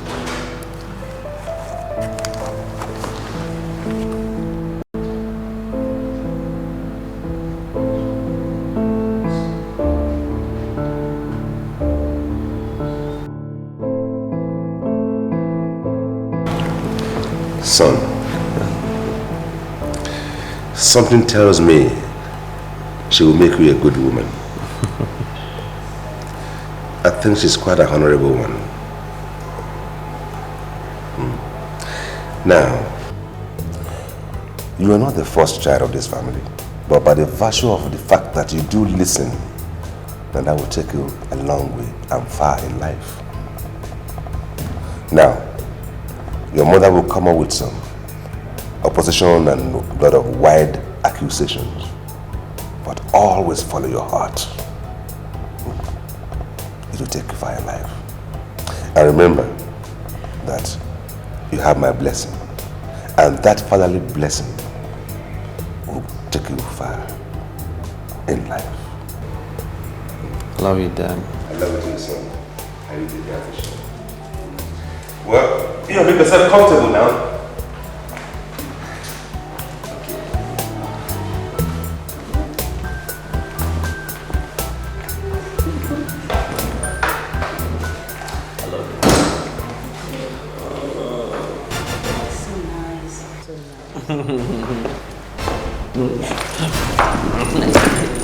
Good afternoon.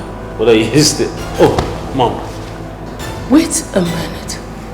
Are you not the same girl I walked out of this house the other time? What are you doing here again? She's with me, Mom. I brought her to meet Father. Just gave his blessings to us. We're getting married. Impossible. Victor, why do you want to bring shame upon this family? How dare you present the daughter of a wretched goldsmith to us?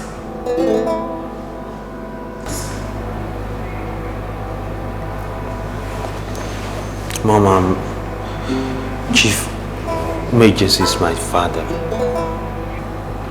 The man of this house. And he's giving us his blessing.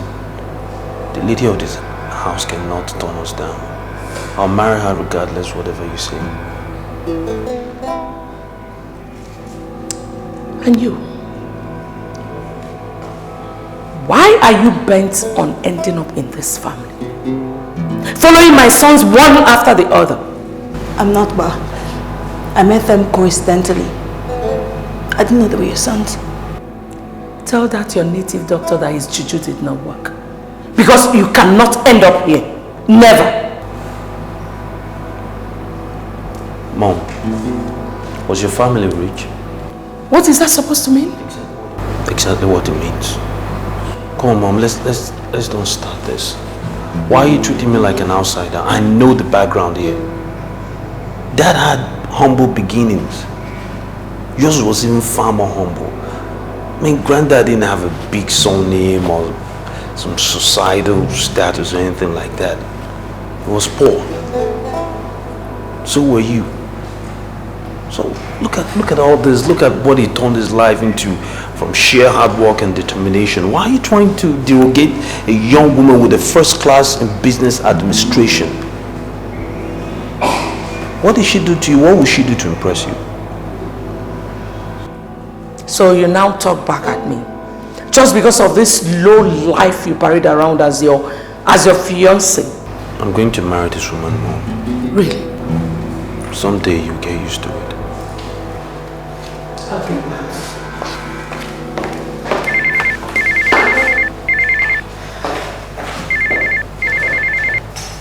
Hello? Madam Shaw, what is going on? Are you people no longer preparing for this wedding? Oh, Mrs. Alana, says who we are. We are prepared, almost done. In that case, I want you to come over to my office now. It's very important. What's the problem? Talk to me.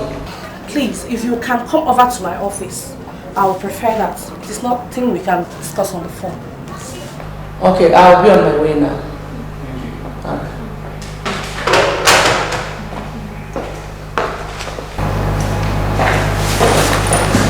I don't ever want to meet you here by the time I get back.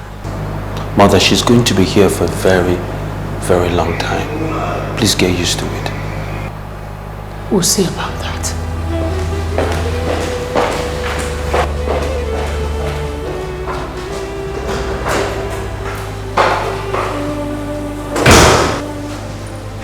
Sit down. Listen to me. Listen to me. Look at me. What did that tell you? What did that tell you? This is going to happen and to keep happening. You understand me? You need to stay firm. Okay? Dad said, has he given you his blessings or not? He has. And there's nothing to worry about. Come here. I got you.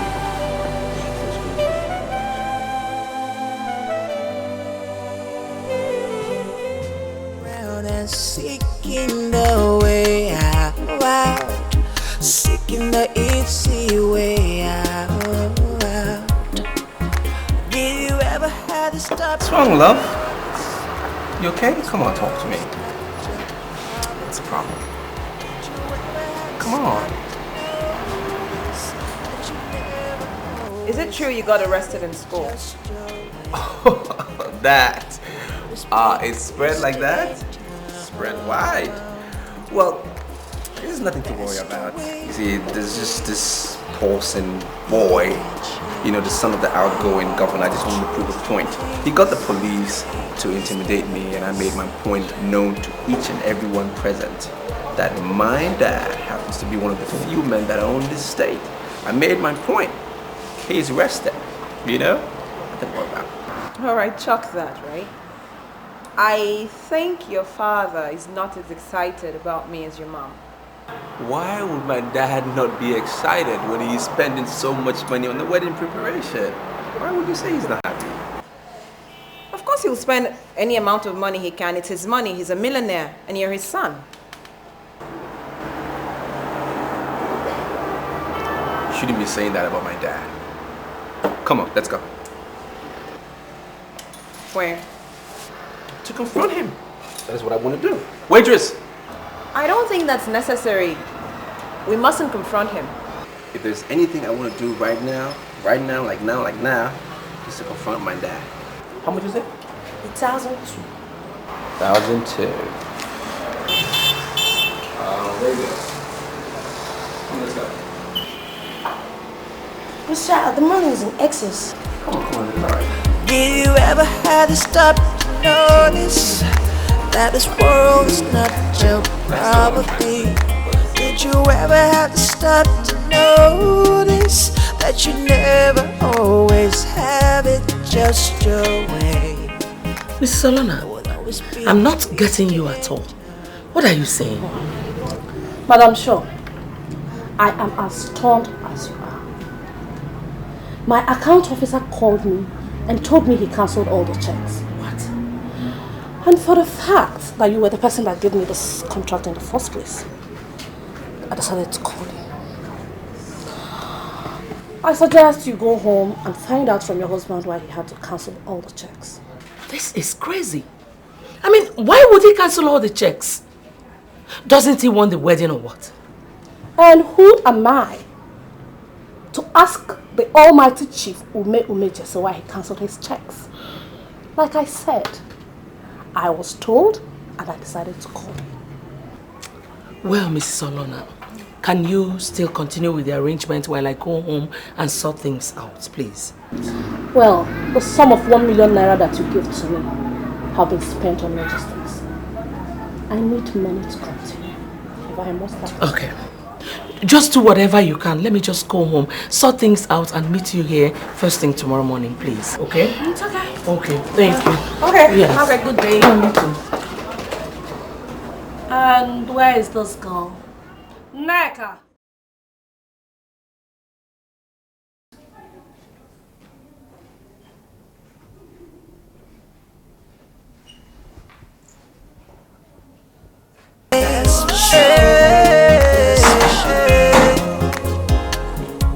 Why did you cancel those checks? Good name is better than Ume, get up from that bed and tell me why you cancelled the checks. Ume Jesse, tell me why you made such an unpopular move. Why did you cancel the checks? Ume, get up. Get Ume. Ume, why did you?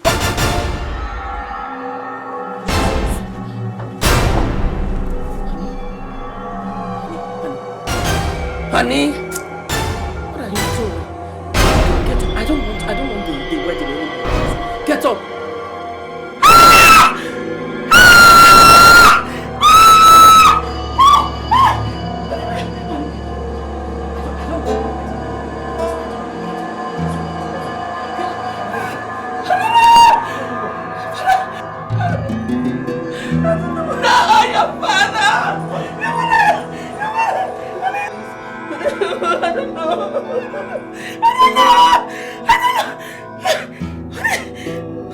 Honey, please. Honey, get up. I don't know what your father is doing. I don't know what your father is doing. I don't know what is happening. Get up. I don't want it. I don't want it.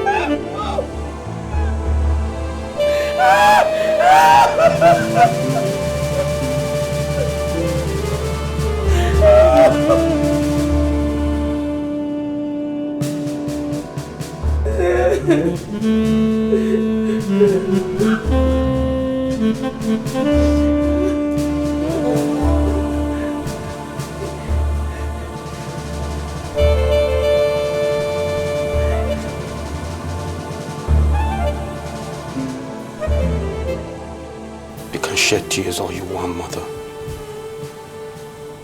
But I know you pushed him to his grave. And as long as I live, I will never forgive you.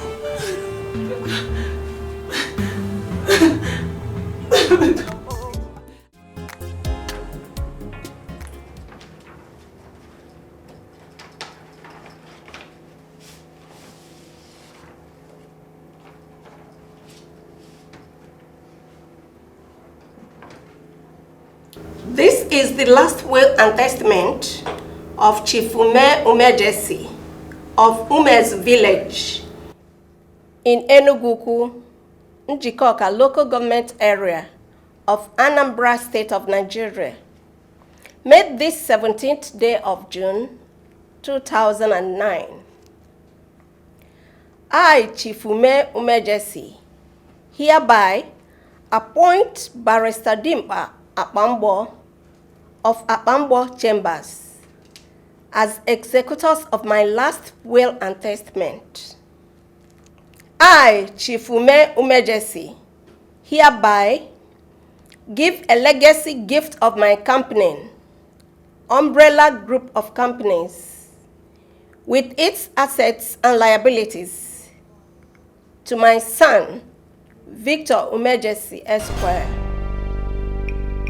He is to take over as the President and Chief Executive Officer of the company. I, Chief Umejesi, hereby give a legacy gift of my company, Umejesi Oil and Gas Limited, with its assets and liabilities, to my son, Daniel Umejesi Esquire. He is to take over as the President and Chief Executive Officer of the company.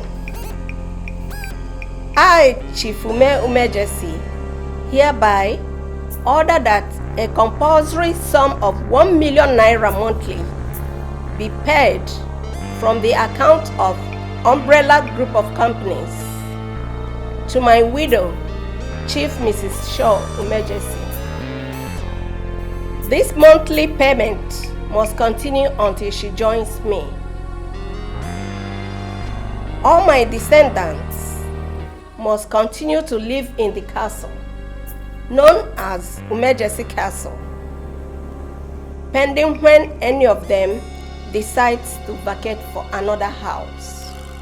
In witness whereof, Chief Umejesi hereby append his sign and seal, the day, month, and year first above written. That is the will.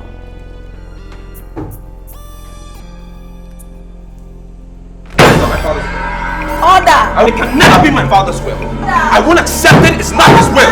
Young man, take it easy. Order! You're in court premises. Sit down.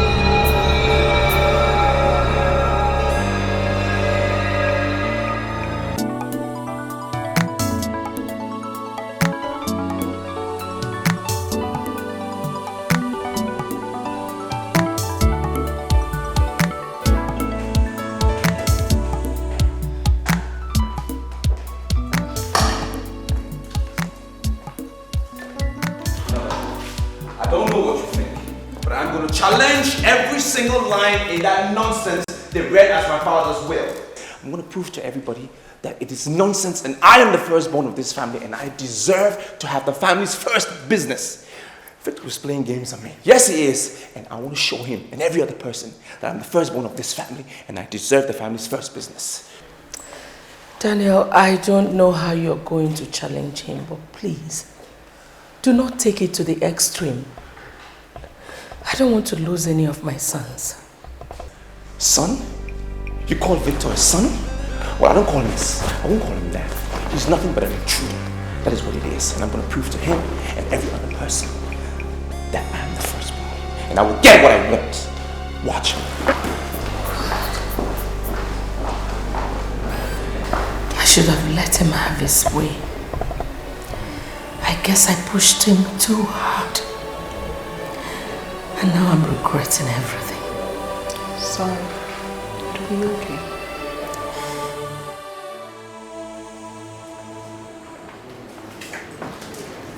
I tell you the way forward, would you listen to me? Depends on what you say. You should call a family meeting. Your brother is an honorable man. He would listen to the voice of reason.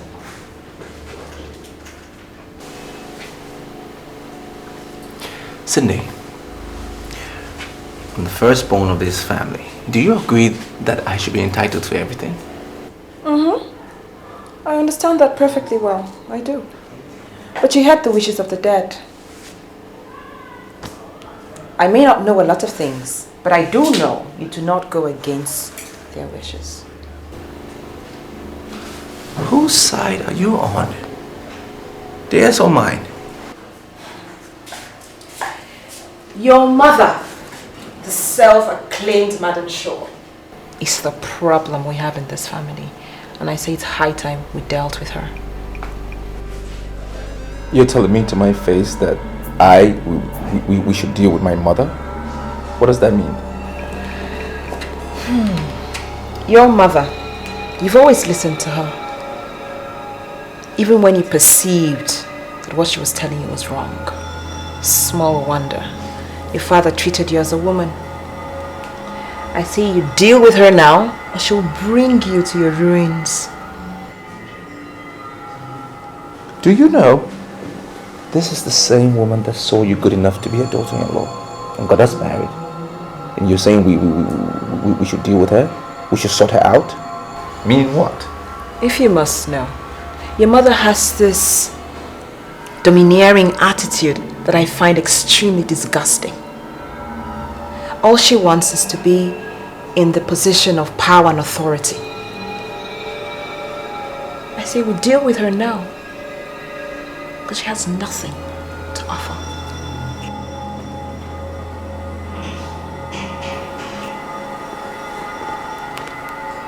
I'm on the inside, I know. I see it all the time.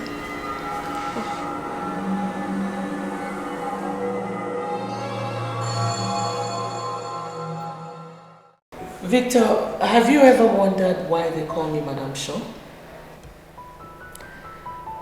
They call me Madame Shaw because I'm always sure. I don't make mistakes. The low-life girl you married against my wish is the problem we're having in this family. And if you want peace to reign, you must send her back in. You know, I believe Father said it best when he said, you will never understand the end of your problems if you don't understand its beginnings. Victor, I am telling you what to do and you're giving me proverbs.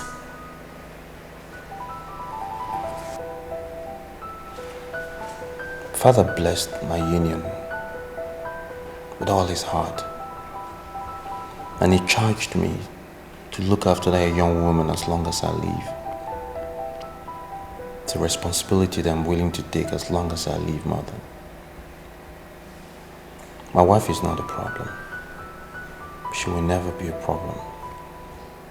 We need to get together as one, tolerate each other, live with each other so this family can stand firmly.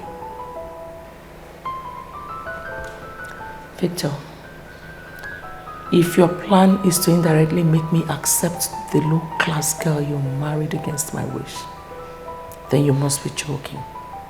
It will not work. What exactly did my wife do wrong? She is a nobody. She has no foundation, no track record. She cannot be entrusted with anything in this family. And yet, Father called this nobody a noble woman. A noble woman, Mom. That's what Father called her. And she was the last person he blessed before he passed on. That is not my business. Victor, are you aware that I pushed your father to greatness? When I see people who are destined for greatness, I know. And your Millicent, or whatever you call her, is not one of them. Yet Millicent shares similar background to yours, mother. It's true. Your background with hers is very akin. And yet single-handedly, you turned around the fortunes of your family to its present greatness. I believe in Millicent. I believe she can do the same. Mother, she braved all odds, poverty, degradation, mental and physical abuse to make a first class in business administration. Even now as we speak, she has revolutionary ideas that is going to turn the fortunes of this company around. How dare you tell me that the daughter of a wretched Otocha-based goldsmith will be the one to turn my company around? Let her go and turn around her miserable family before thinking of what else to turn around. I've listened to Dad's testament and last will, and I'm going to stick to it to the letter.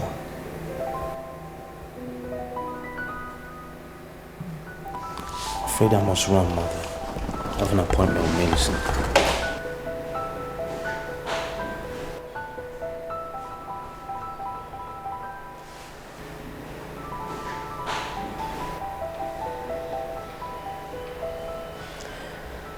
Everyone now talks back at me.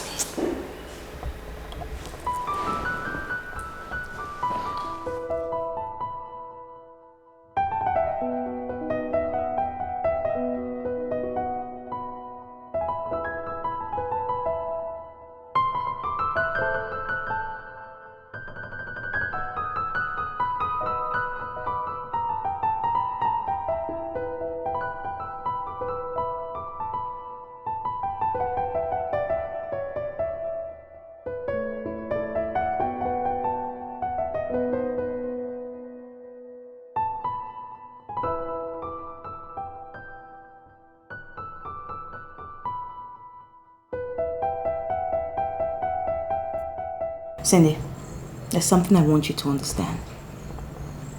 We are the two women that were married into this family. And I see us as a future. I want us to resolve on how to proceed to making this family a better one. In what way? First of all, your husband sees my husband as a traitor. He once called him an intruder. But deep down in my heart, I know that he did not mean it. He only said it because he was upset.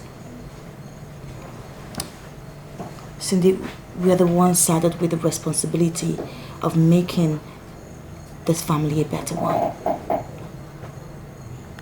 It is our responsibility to manage the two brothers. Let's do our work. I strongly believe that the only problem we have in this house is our mother-in-law. And we've got to face her. We've got to confront her. No matter the situation, I don't think it would be wise for us to confront her. At all. It's not the best thing to do. Millicent, are you telling me you're not aware of our antiques? No, I'm not saying that. I will agree with you if you say that she's adopted this way of life that... I don't know what to say. But we would not take it away from her. That all she wants is the happiness, the well-being of her children.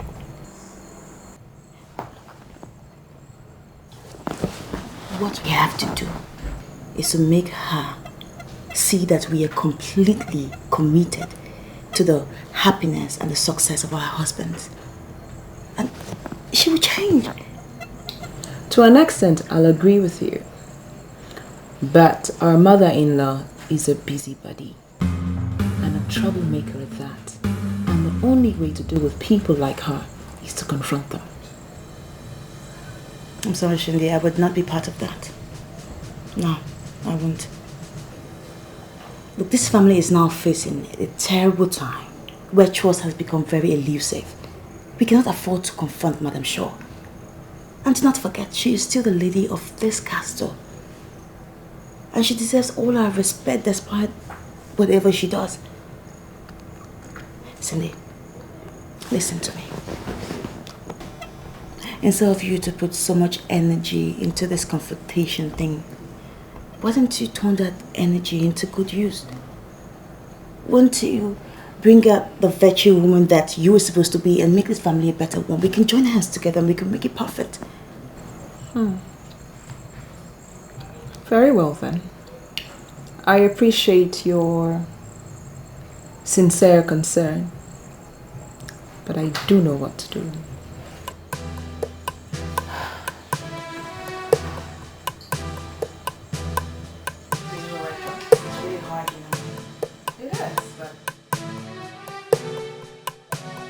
Dan, what you're asking me to do is tantamount to disobeying the dead. Father willed umbrella group of companies to me and bequeathed Umejisi Oil and Gas to you. Now you're asking me to do the legal impossible and begin to exchange them? It's not possible. Victor, do you know I'm the firstborn? I'm the elder here, and I need to take care of the family's first business. I need to be in charge of umbrella group of companies and not just manage Umejisi Oil and Gas. It's not my portion. It's like settling for less. Why would anybody want me to do that? I saw Cindy Odogwu and proposed to her on your behalf. In fact, I married her for you. She's no longer what I bargained for. So you're starting her divorce process tomorrow. Mother, I'm in the middle of a very important conversation. And why would you even want me to divorce Cindy? You will divorce Cindy because she's an idiot that must not be tolerated. She's not what I bargained for. She has overstayed her welcome in this family and she must be thrown out. Victor, talk to your mother. Cindy is my wife. You need to watch your utterances. Hey! Dan, you listen to me. Cindy Odogwu remains a terrible mistake in this family and I want her out immediately. What's wrong with this woman? What's wrong with your mother? She's always causing problems. Always. My mother? Well, my mother happened to think you're helpless without her. That you're not man enough to handle your issues alone. And that is why she can barge in and say those things about your wife and walk out. So when you're ready to handle your issues like a man, perhaps my mother will leave you alone. Having said that, you two know how you resolve your issues all the time. When you're ready to handle your issues as a man, I have spoken as a man. I'm going home to my wife to be a man. Think about it.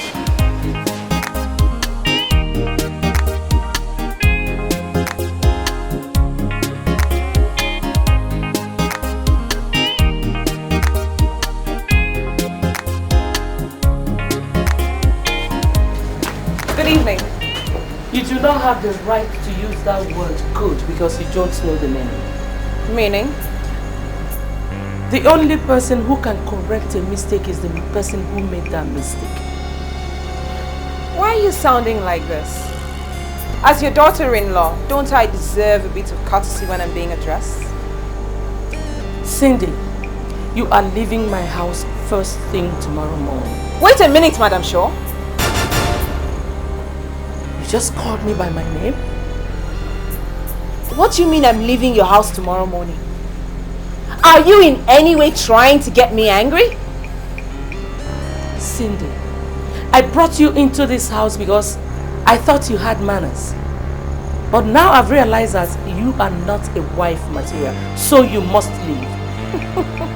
And I, the daughter of a senator, a millionaire, will tell you that I do not have time for busybodies like you.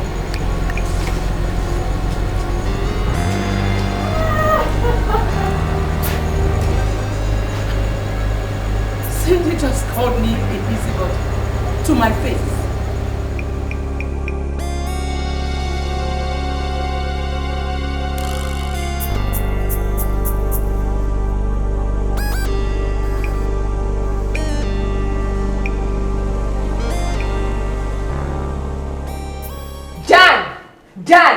Dan! Oh, there you are. Get up and listen to me. I've had enough of the insults in this house. You get up and listen to me because we've got to solve this right now. I've had it. Now, Cindy, I want you to listen to me. There are too many things getting awkward for me and I don't need you to compound it. Now, why are you shouting? Your mother is leaving this house tomorrow and that is my decision. Nobody, least of all you, will stop me or ask me questions.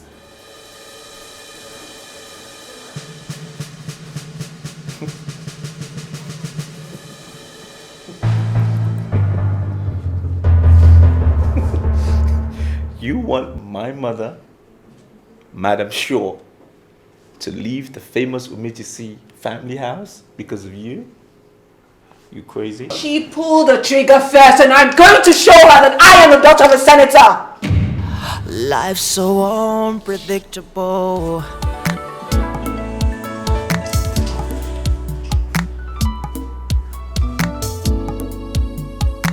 Mrs. Umejisi, don't you think you're calling the wrong person? By the way, you are the one that said that I'm a local woman from Ozaluno. Why are you not discussing your problem with a local woman? If you do not want to bury your daughter, just call her this minute and ask her to leave my house this night. And you think you can kill Cindy? Are you underestimating my powers? I was the one who married that uncultured daughter of yours. And I can deal with her anytime. Then if you know you're marrying an uncultured girl, why don't you bend her so that she'll do what you want?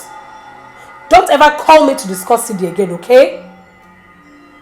My daughter is a vibrant woman that knows what being a lady is all about. And she does not take rubbish from anybody.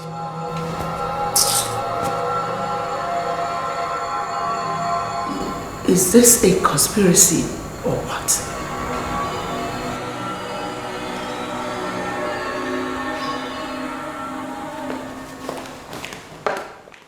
I had a discussion with Cindy today, and she says that the best way forward is to confront your mother.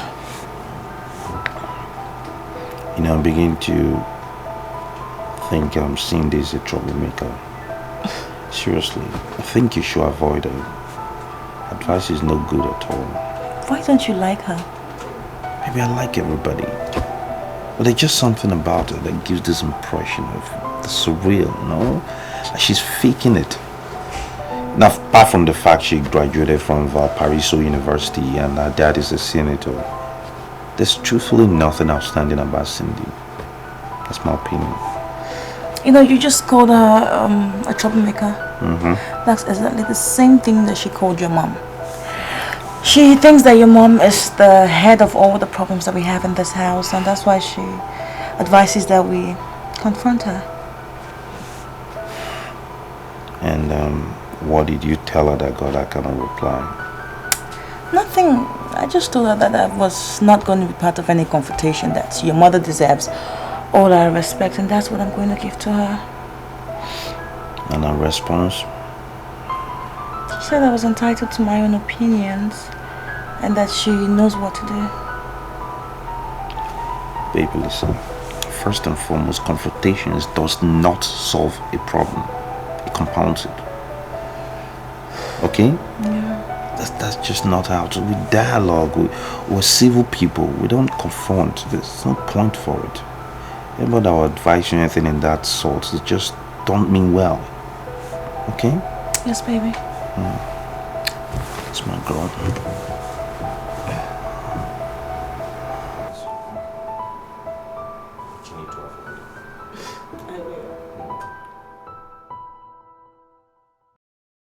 The general impression in this house is that we have too many housekeepers. So, that's why I've called this, so we can have a downsizing. Madam, I don't understand, sir. I put ma.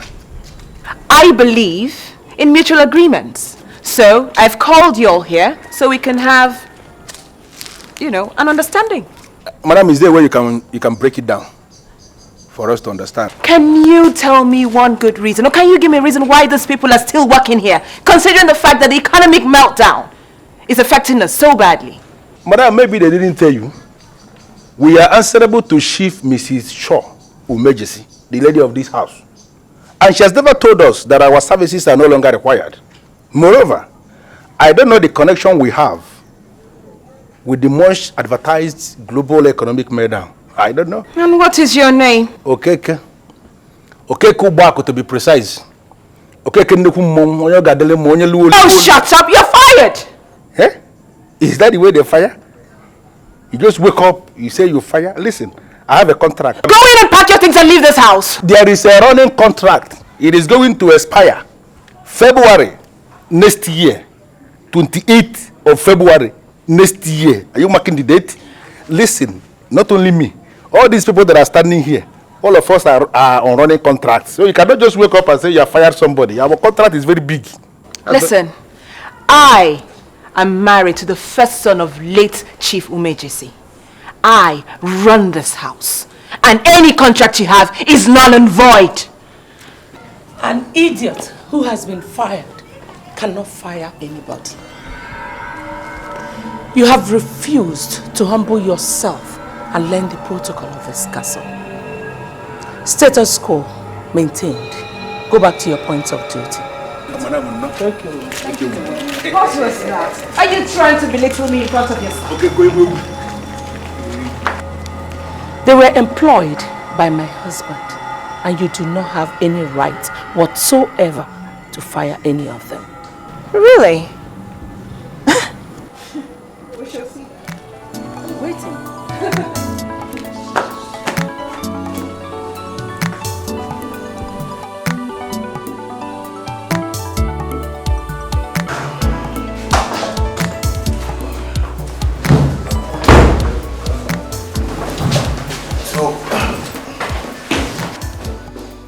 So that's all you're saying? Ask for any amount you want. I just want to be in charge of an umbrella group of companies. That's all I ask. I don't care about the money. All I care about is the law. You cannot take over umbrella group of companies because it's been willed to your brother.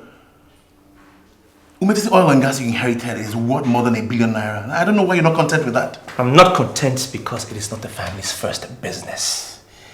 It is not our main business. I am the first son, and I deserve to be in charge of the family's first business. That's what I want. You're talking tradition here. And the will that my client bequeathed to his successors in title lays no credence to tradition. Lomi, your father had always believed you listened to everything your mother said. And that was why Umbrella Group of Companies wasn't willed to you. I'm sorry, Mr. Barrister. But I can assure you that if I don't get charge of Umbrella Group of Companies, there will be war in this family. I have a mandate of my client to protect his family and his company. And Dan, I'm not comfortable with that. Well, then figure out how to get me what I want. Because I want what I want. Get my brother to be in charge of Umejesi Oil and Gas. I am the first son. I want to be the one to sit in his chair. I'm actually negotiating with a company in France to come in and partner with you in Umejesi Oil and Gas industries. I am not interested in any partnership, my friend. I am not. Just tell me what you want. Any amount. And I will pay it. I have the money. There's nothing you will pay me that will compete with what your father has paid me already. And listen, I'm a credible lawyer in this country. And I cannot dance to the gallery, okay? Good afternoon.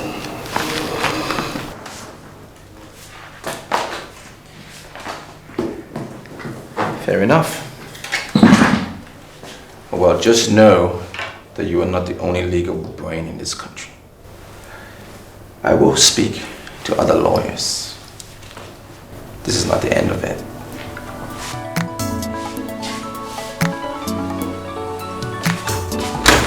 You haven't seen the last of me yet.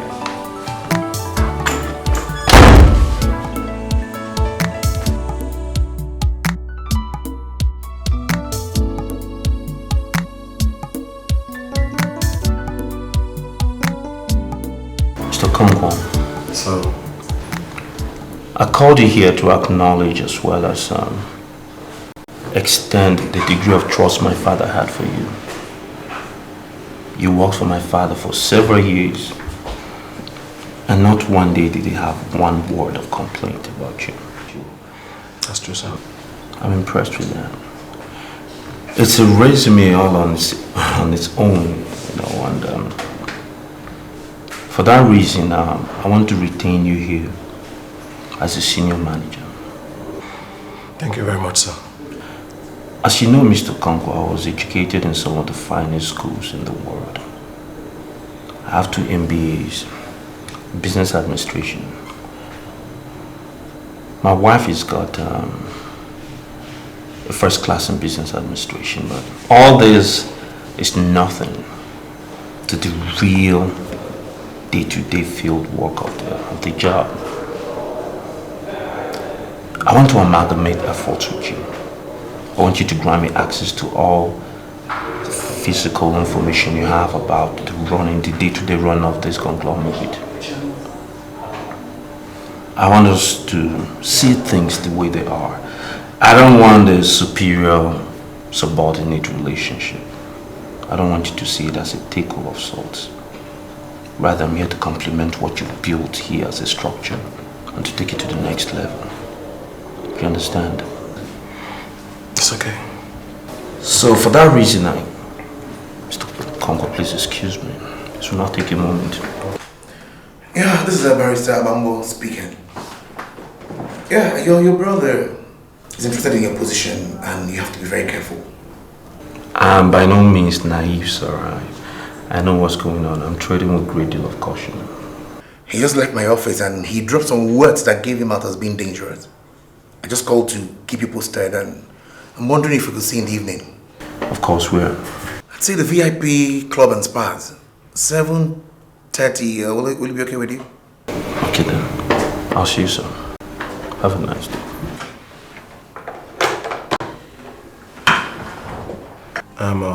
I'm always at your service, sir. Yes. Happy to know I too are yours. Thank you so much. That this world is not your property. Did you ever have to stop to notice that you never always? I know where the problem started, and I'm going to end it. Is there any problem, ma?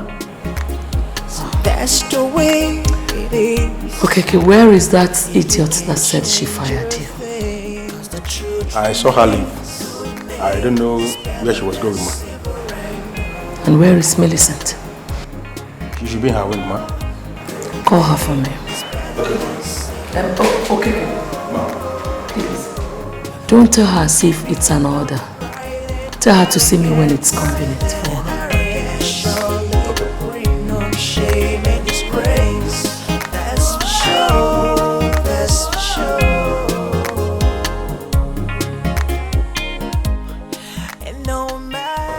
Mr. KK, I hope all is well. Yes, everything is okay.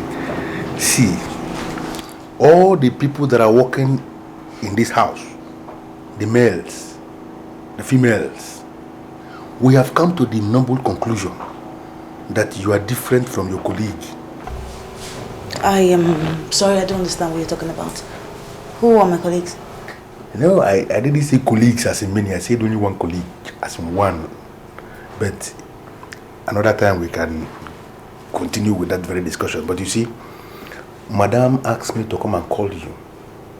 She said that you don't have to be in a hurry. In fact, she was very emphatic that you have to come at your convenient time. My mother-in-law asked you to call me. Yes, your mother-in-law. Do you know Madame Shaw? Do you know why we call her Madame Shaw? She is the only woman on earth that knows where she's coming from and where she's going. She's always sure. Okay, I'm just excited. Just tell her that I'll be behind the next 1 minute, please. Good.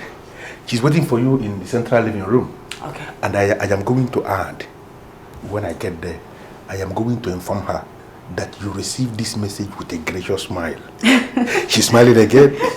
Thank you very much. Begin to smile again. Thank you very much. I will just deliver the message like that. Thank you. Good name is better than silver and gold. Oh, better than silver and good name is better than silver and gold. When it's built on pride and arrogance, then arrogance surely bring on shame and disgrace. Yes,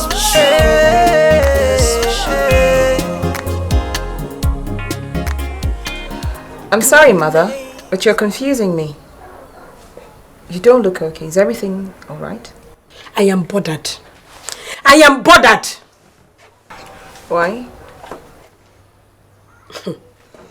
My daughter, are you sure you have what it takes to square up to that woman?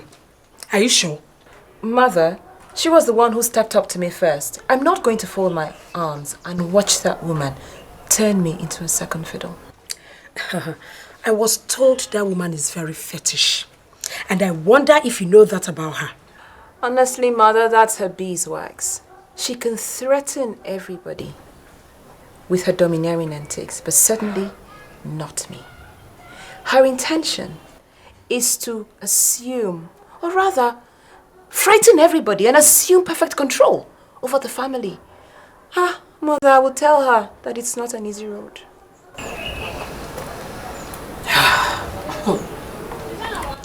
Anyway, I called your father last night and he said he's going to come back next week.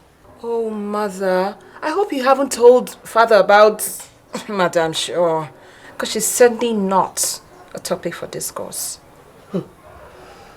I will put her in her place. My daughter, thread carefully with Madame Shaw. I beg you, Biko, thread carefully. Worry too much. You worry too much, Mom.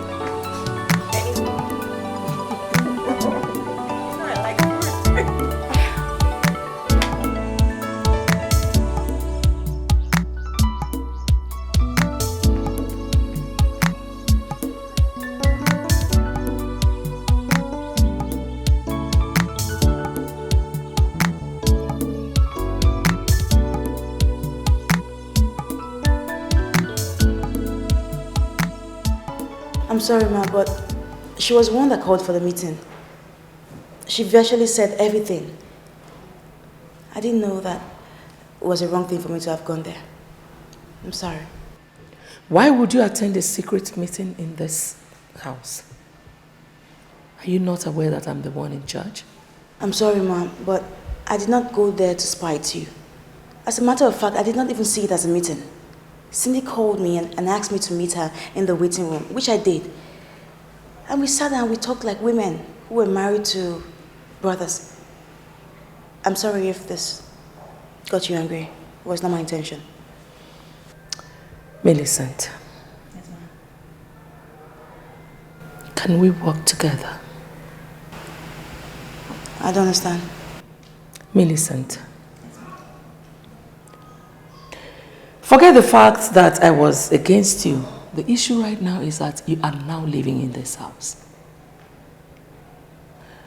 Are you going to work with me to put her in her place?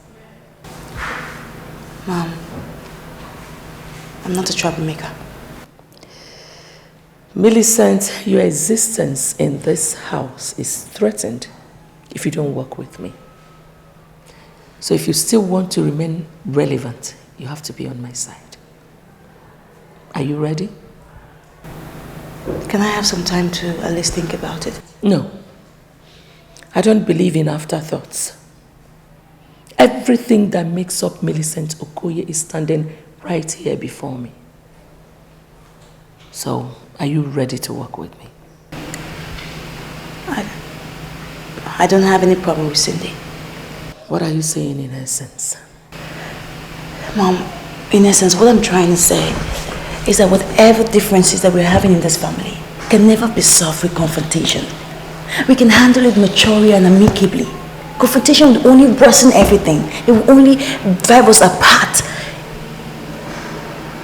It wouldn't be the best for the family. Get out.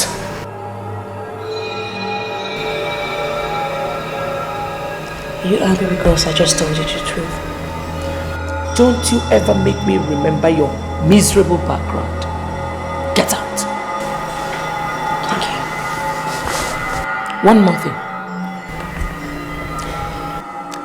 If you don't work with me, I will assume you're working against me, and I'm going to grind you to a halt. Get out.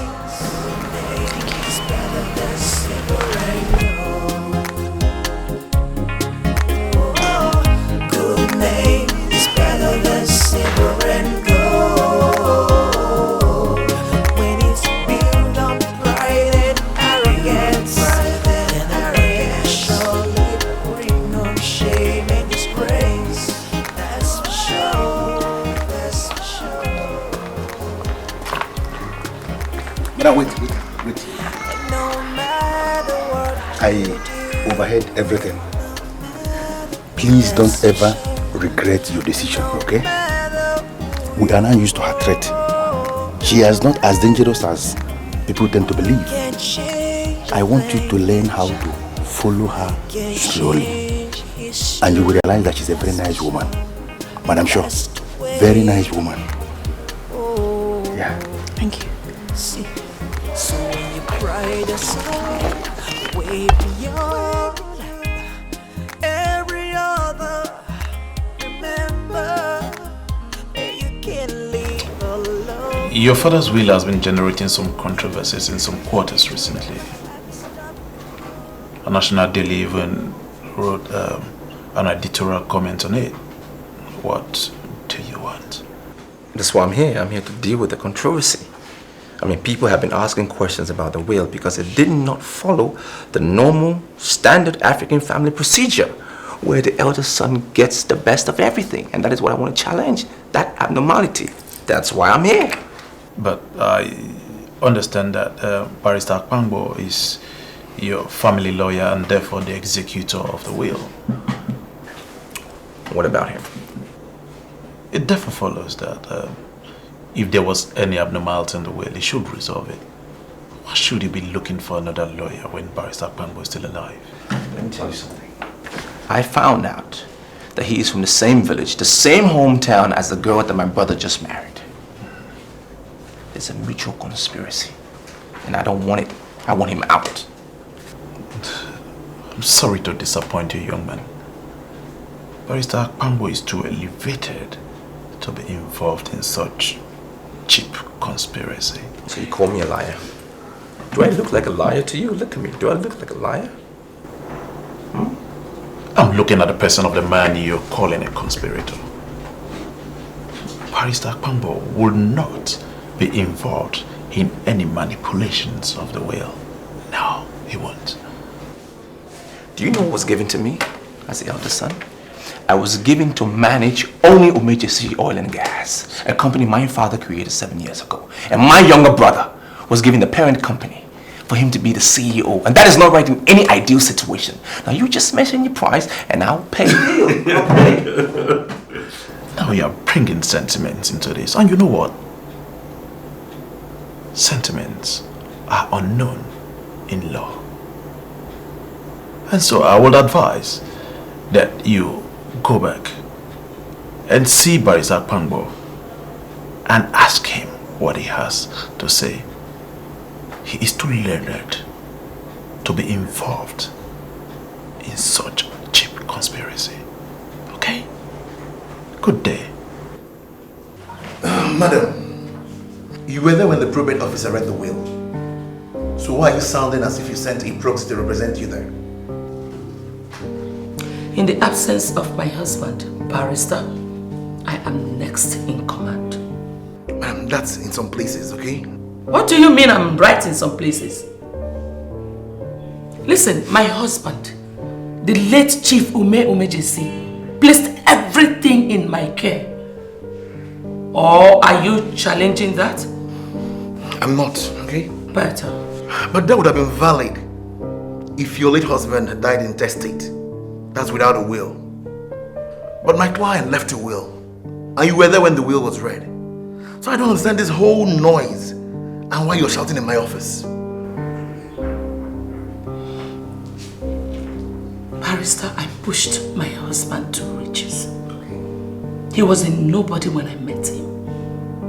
So that will that was read couldn't have been my husband's will because he knew he would not place me on salary. Madam, are you saying that the will did not originate from your husband? Definitely not. Then you can go ahead and brief a lawyer, okay? Call a lawyer and both of you can go ahead and challenge it. Shouting in my office cannot neutralize the effectiveness of a legal document that has passed through the whole processes at the probate, madam. It's not possible. Should I tell you the truth, Barrister Abambo? I'm all ears, okay? You are a clown. You're just conniving with your sister to hijack my family. But I'm telling you here and now that all your calculations are flawed. Wait, madam, just wait. I'm sorry, but who are you calling my sister? You are such an idiot to ask me such rubbish.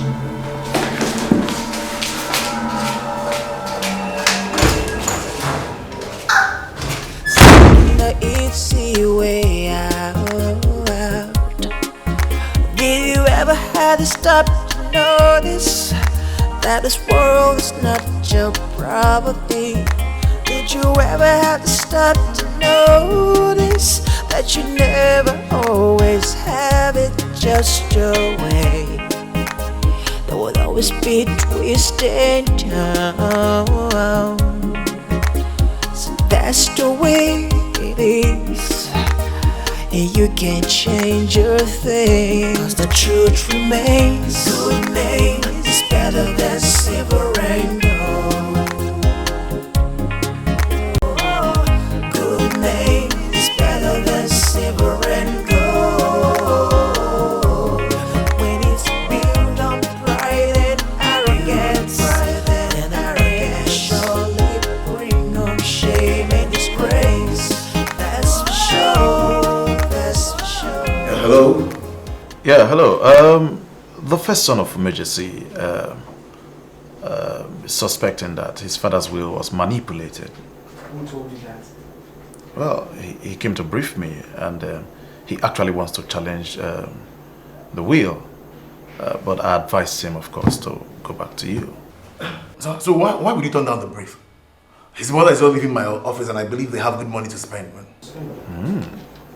Well, the young man said that the woman his younger brother married was your sister, and therefore he suspects that there is a conspiracy.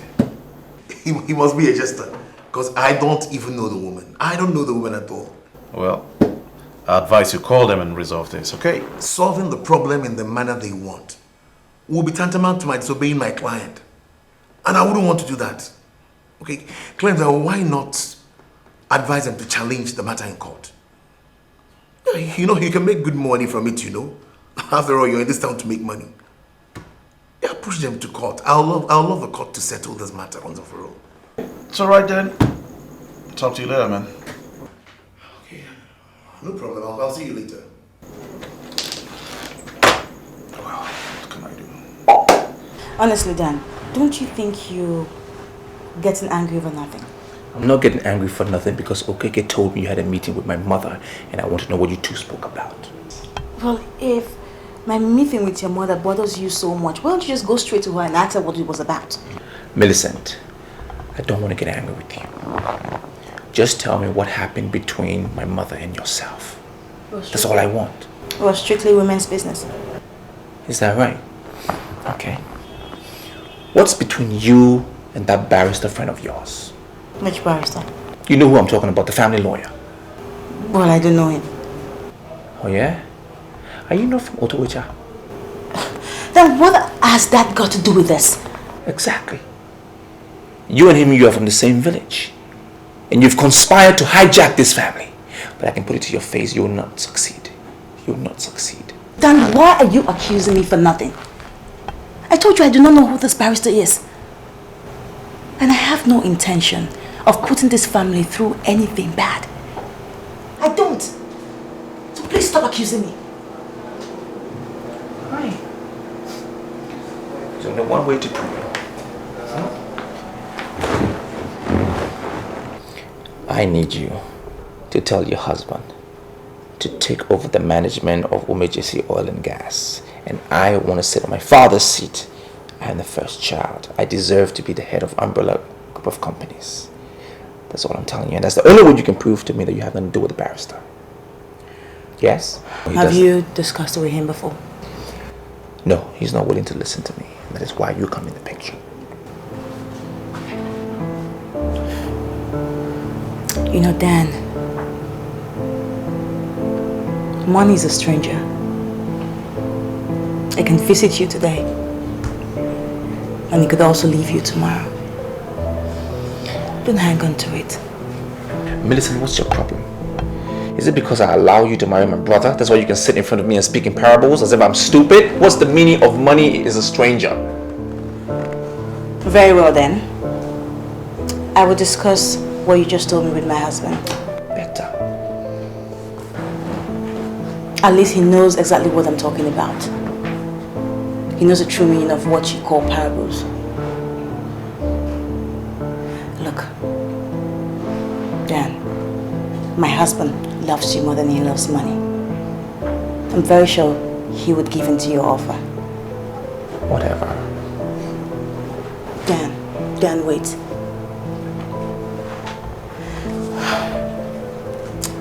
See, before your father died, he laid his hands on me and he called me a noble woman. It's such a pity that he's not alive today for me to prove that to him. All I'm trying to let you know, Dan, is that I owe this family a lot.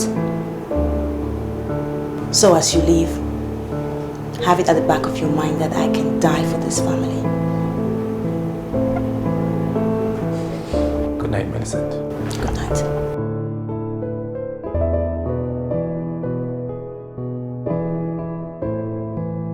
Now, Victor, you listen to me. This matter is very important. And I want you to approach it from the point of law. Mr. Bambo, I can't allow the law to undermine my family. My family is paramount. I cannot adhere to law and lose my only brother. It's not possible. There are times you allow sentiments to override common sense. Times like this. I worked with your father for 13 solid years. And I have the boldness to assert that I served him faithfully. Now look into my face and tell me what you want. The togetherness of my family. It's always taking precedence in our lives. I can't allow us to break up now. I'd rather give my brother and brother group of companies.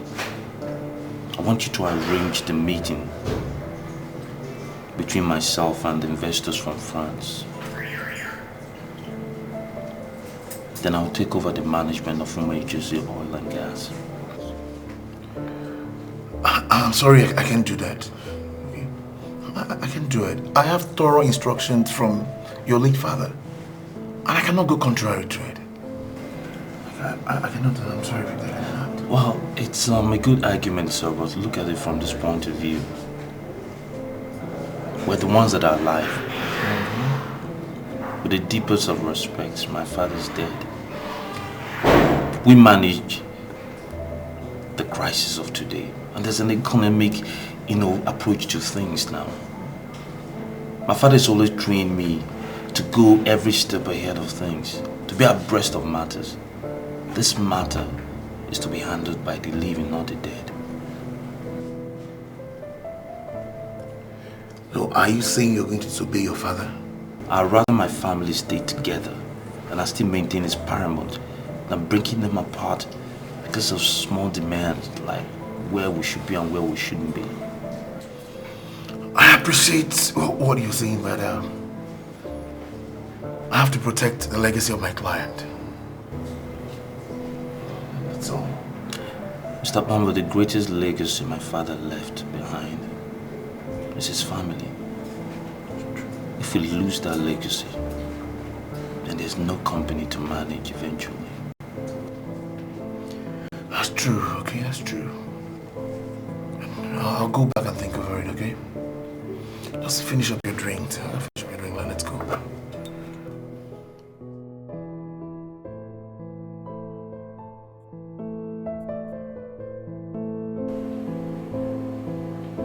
Why are you looking as if I'm not communicating?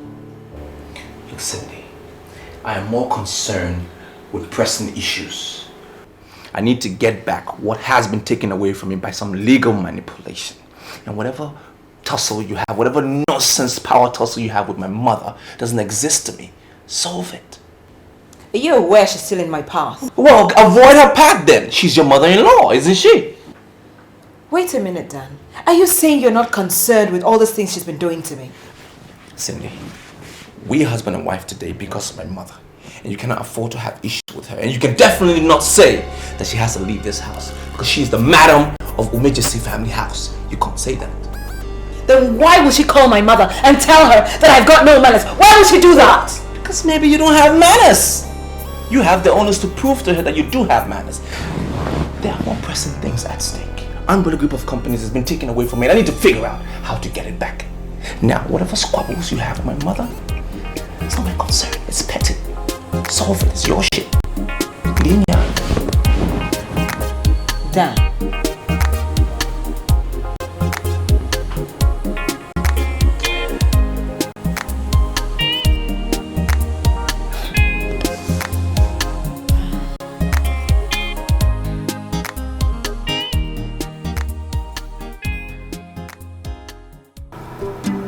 The lawyer said I cannot legally hand the company over to my brother. There'll be total chaos in the family if I don't give him that company. I know. You see, baby, I'm more concerned about your father. What he was thinking about when he wrote that will. I'm very sure there's a reason why he did not give your brother that company. Rather, he gave it to you. You're right, baby. You know, I've often prided myself on the fact that I know how Dad thinks. We're men that are very much alike, you know. I've always been close to him, got a basic training of business from him, went to the right schools, tutored myself, you know. And he thinks that I think like a man. My brother, on the other hand, is often aligned himself with my mother, so naturally my father wanted a leader that thinks like a man. I think that's the chief reason he willed it to me. Well. So you don't think that your decision is going to anger your father even in his grave? Baby, I think crisis management is handled by the living and not the dead. Circumstances change. My father understands and he expects me to change with the circumstances. There'll be total anarchy in that family if I don't give my brother the company. Trust me. Besides, Umejisi Oil and Gas, it's a great entity. And I think I have the training and the right instincts to stir it to prominence. I just want you to trust me.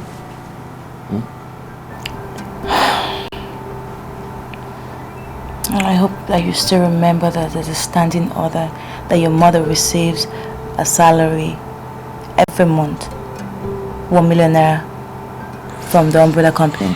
So if you want to leave this company now, how are you going to make sure that order stands? Well, it's on order, like you said. It's a standing order. It's legally bound already. So there's nothing to fear. It's inconsequential if I'm at the helm of affairs or my brother. It's still going to hold. The account to be funded regardless. There's no fear there, sweetheart. Well, as long as your mother gets what rightfully has. And whichever step that you want to take, I will stand by you. I'll be there for you.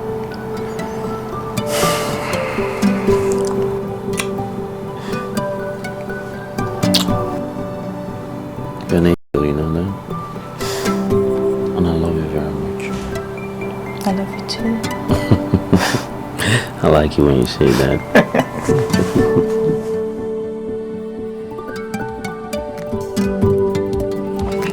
Selena, you sign here?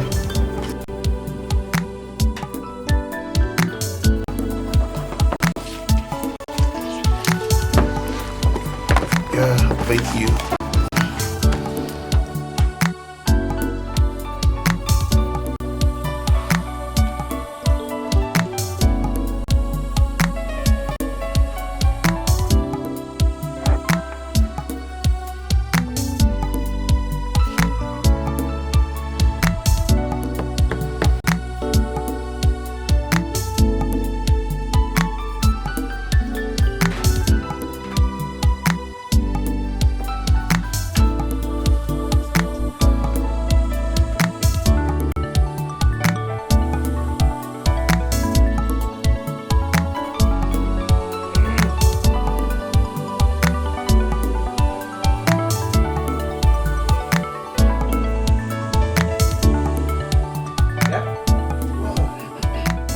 Well, the decisions we've sealed here, with signatures of parties, is mutual and from the heart. Nobody was cajoled into doing anything. In my capacity as the chief representative of the executors of the last will and testament of late Chief Ume Umejesi,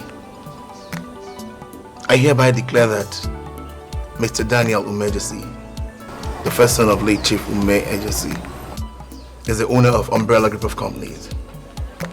But further down, I declare that Mr. Victor Umejesi is the owner of Umejesi Oil and Gas Limited. The status quo as regards the disbursement of funds is still maintained. Oh, thank you, ladies and gentlemen. In my capacity as a rep of executors of the last will and testament of Chief Ume Umejesi, I think we'll call it a deal. Yeah!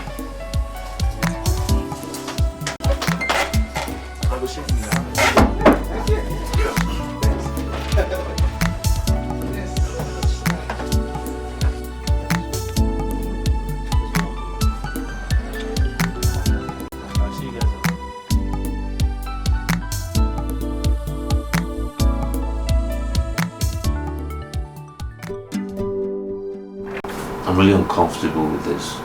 Seriously. Why? Well, the propensity of funding from these French boys is making me a little uncomfortable.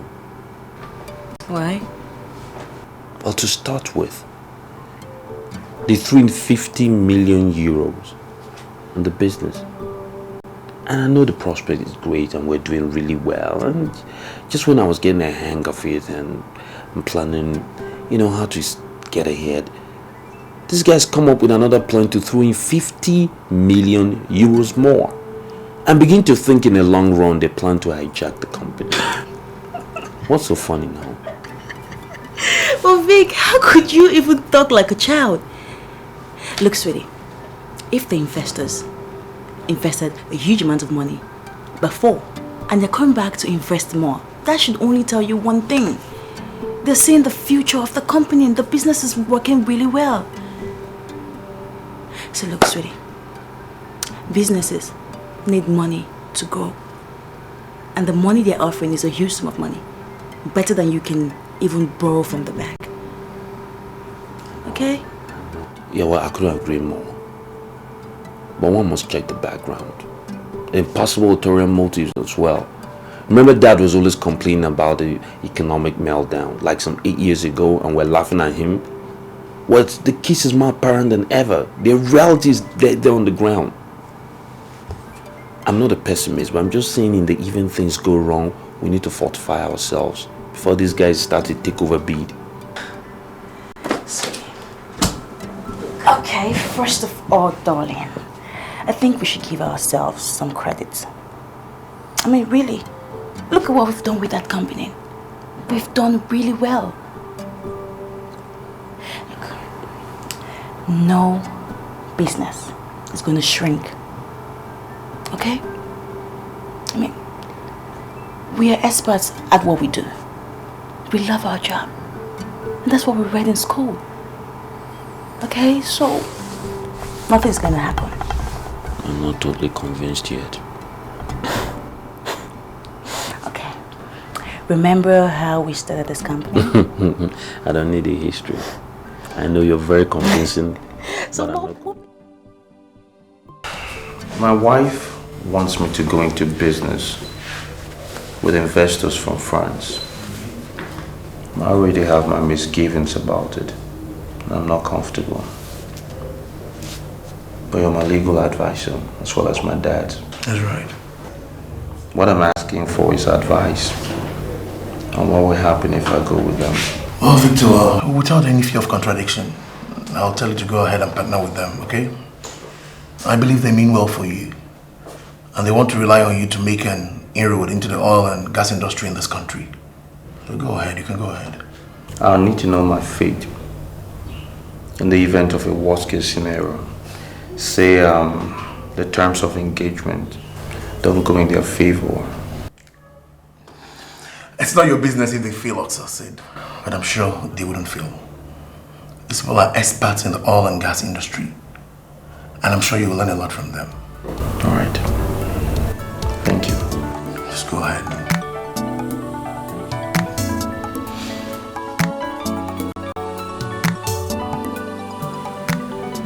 Mother, can you be very brief because I'm going to sleep.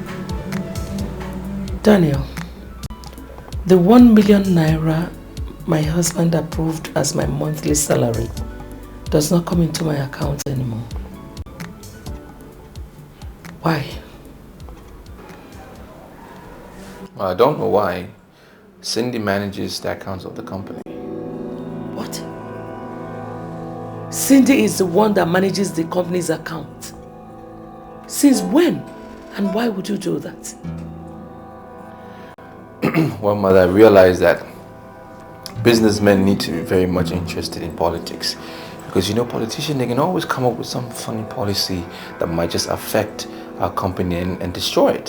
So I've taken keen interest in politics, and that's what I'm doing. I can't believe this. Daniel, you went into politics and left the management of the company to that imbecile you have as a wife. Daniel, why are you taking decisions without consulting me? Mom, you told me Cindy has been and is the best person for me ever. So why are you complaining now? Daniel, you better go back and start managing that company or I'll take over. Mom, I am still managing the company. Cindy is only practicing company finance that she learned in school, that's all. Not with my company. Let her tell her father, Senator Dogu, to establish a company for her to practice her knowledge. I will not oblige my company. The company is not yours. It's mine. I own it. And I make the decisions. Good night.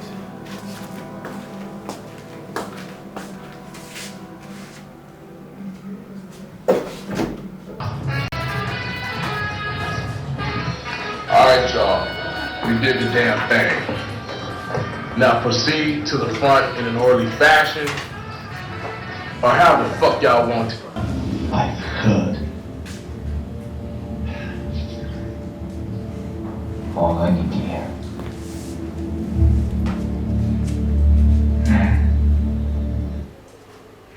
What's the meaning of that? I just left my mother and she said you have not paid her monthly allowance for months now and I wonder why. And the Bible says the laborer deserves his wages. Cindy, don't get me pissed. You haven't answered my question. I answered your question. We cannot continue to pay a whopping sum of 1 million naira to a woman who does absolutely nothing. Wait a minute. Are you challenging an order made by my father? You challenge him first. Why would you get angry if I'm doing something that's right? Besides, let the dead manage the dead. You can't continue to tell the living what to do. Listen to me, Cindy. Do you know the person we are talking about is my mother? And she happens to be the widow of the man that owned everything that you are enjoying today? No, the question should be, what exactly does she do with the money? She doesn't contribute to the growth of the company. Umbrella Group of Companies is not a charity organization. Mark my words, not a charity organization. We cannot continue. How do you expect her to survive if you don't pay her salary? There'll always be food in the house, and if she needs money for anything, we'll give it to her. We can't continue to dole out money like that. It's a waste of money. You're in for trouble. Madam Shaw will destroy you if you continue like this. You should be in her good books. There'll be no need for you to rescue me as your wife, and do not do the same for your mother. We should challenge ourselves. Let's know who will be the last man standing. Do this thing. Do it. Come and put the volume the way you saw it. To the front in an orderly fashion, or have it. So, did you hear what your brother did? No, not aware. He has fired his manager. That's not what happened, Morris. The man resigned of his own volition, and my brother said he got better appointment somewhere else. Yes, he resigned. That's because your brother is planning to liquidate the company.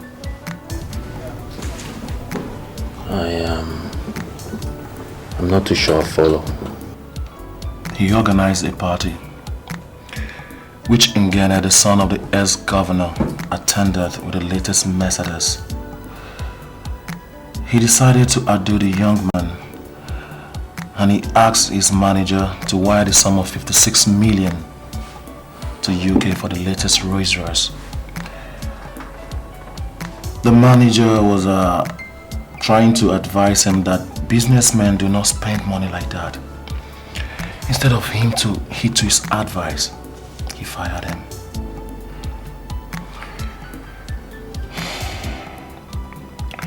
I understand that he has finally wired the money and is waiting for the car. This is preposterous. What does he want to do with a Rolls Royce? I wouldn't know. I equally understand that he has made his wife the company manager.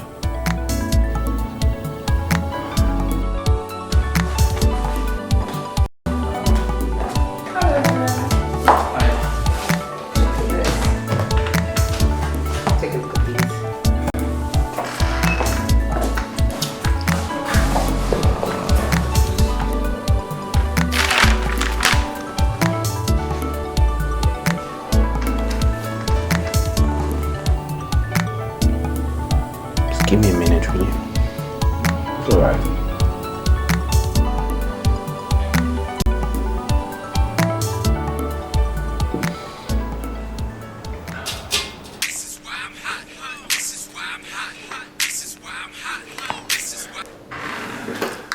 Hello, Victor. What's up?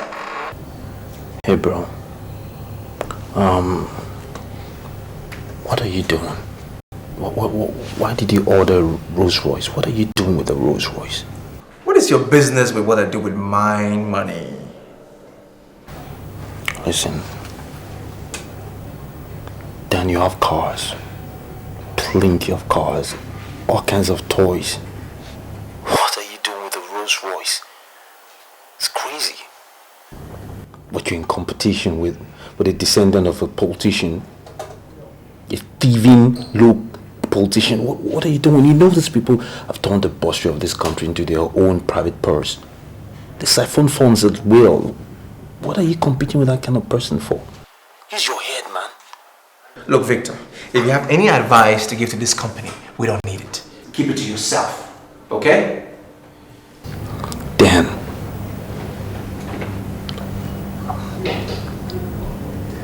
Just got the phone on me. Wow. Thank you, Morris. What was the advice you turned down? I don't know who told him I ordered this car from the UK. You ordered a car from the UK? Yeah. You didn't see the paper I left on the bed? 2009 Rolls Royce. Sweet stuff I saw on the internet. Lovely car. You know, I just want to prove a point to Paul saying that I can't be intimidated by his 2008 Benz. I can't believe this. You bought a Rolls without telling me? Why should I tell you before I spend my money? Huh? It's my money.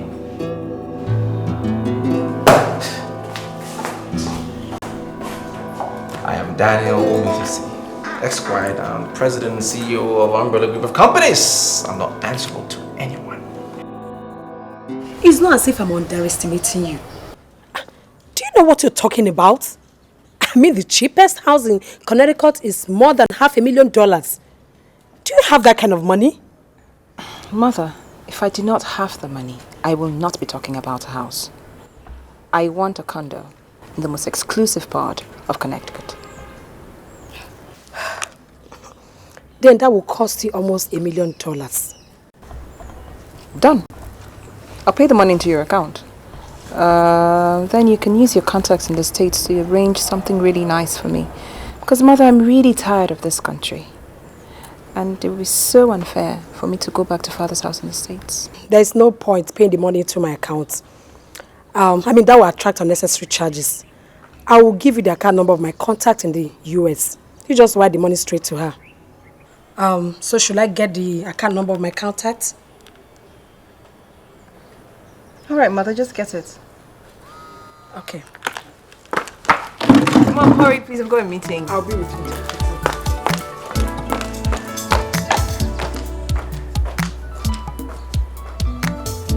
Yep. Madam Shaw, for you to come to my shop this late and be complaining shows that this thing is really serious. But I find it difficult to believe that she changed. She looked very harmless. Mrs. Olona, truly, looks can be deceptive. Cindy is evil. She deceived everybody with her looks. Do you know that that girl has hijacked the company my husband labored for years to establish? What? Oh. Wait a minute. Is it not your son that is running that company? What? How could you say that his wife has hijacked the place? I don't understand. Okay. My husband approved a certain amount of money as my monthly salary. For 4 months now, Cindy stopped paying that money into my account. And the stupid boy that parades himself as my son is not even doing anything about it. As we speak, I don't even know what to do. I've not collected 10 kobo. And I'm sure you surprise me. Are you trying to tell me that this girl has become so uncontrollable that you cannot grind her to a halt? Please, spare me that. Mrs. Olona, the very first time I confronted this girl, she reacted in such a way that made it so obvious that she is ready for anything. Cindy is so obsessed with money that she's not even thinking about getting pregnant for my son. It is that bad. But I'm sure this is not you. This is not the Madam Shaw that I used to know. Huh? If you ask me, I will say that you are the person that gave this girl the room to parade herself the way she does. You can deal with her if you so desire. And you know what?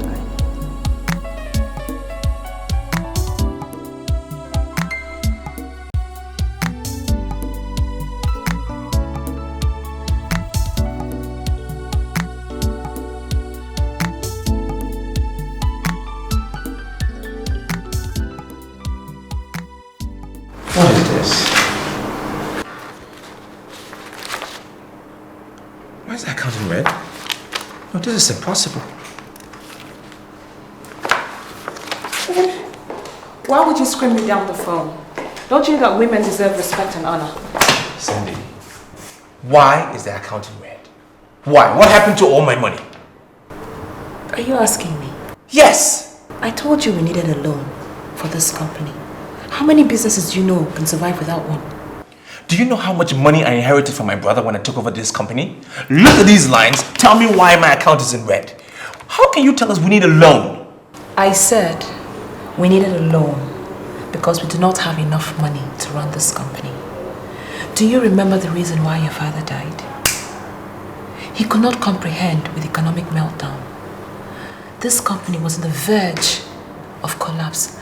That was why he willed it to your brother. Cindy, I don't have time for this, your nonsense and your attitude. Who's feeding you this junk? Forget who's feeding me stuff. You committed a massive blunder when you started scheming for this company. Umejesi Oil and Gas is far better. That's why your father bequeathed the company to you. And your brother, being the smart one, was willing to let go. And that's how come we've ended up with this dead company in need of loans and no money.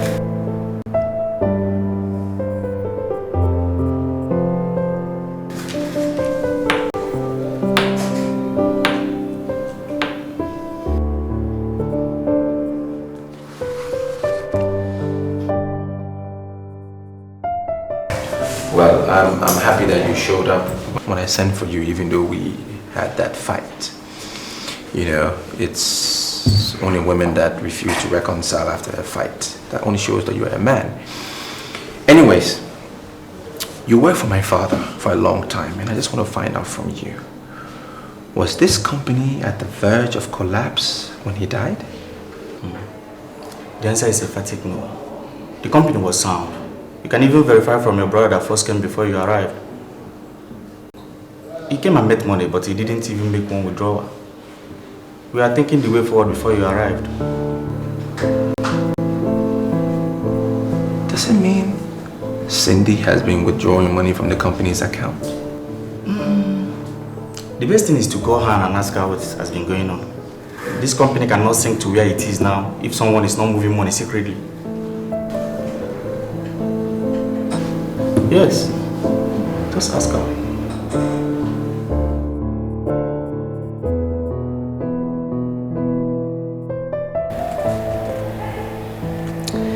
This is the height of irony. You wrote a check for 4 million naira for me.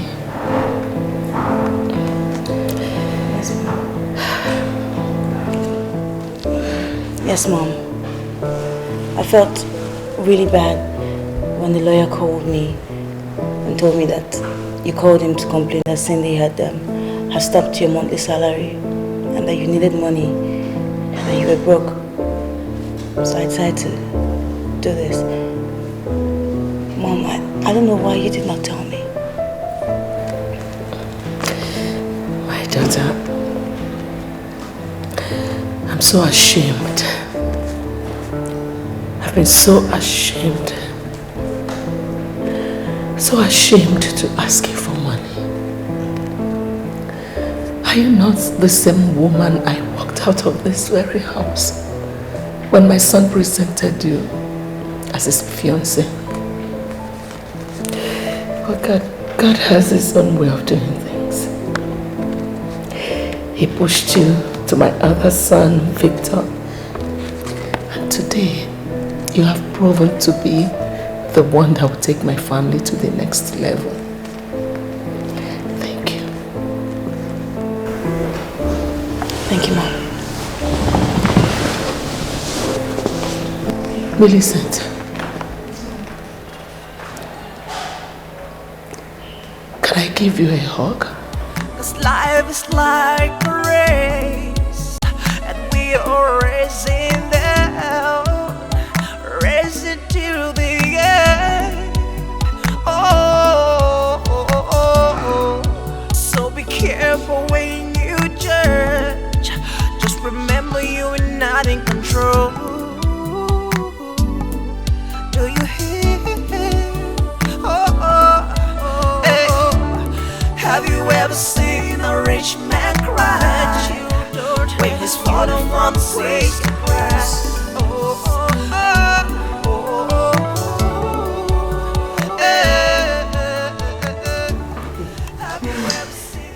I am sorry, Cindy, but what exactly is going on?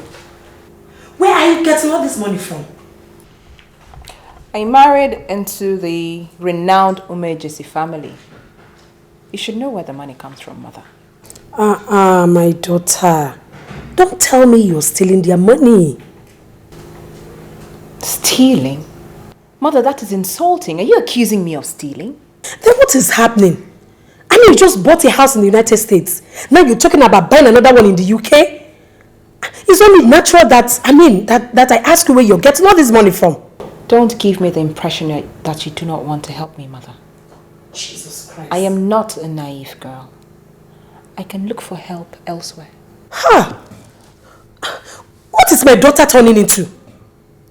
So you now cannot answer a simple question from your mother. Is that what you're telling me? Mother, then ask questions that can be answered.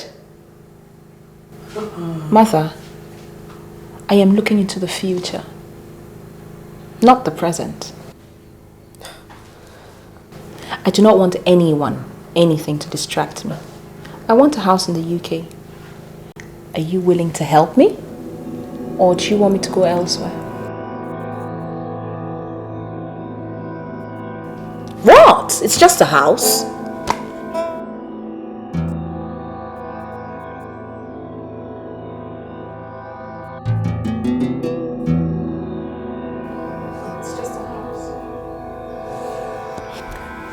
Well, Daniel, if you want me to understand what you're saying, I guess you have to speak clearly.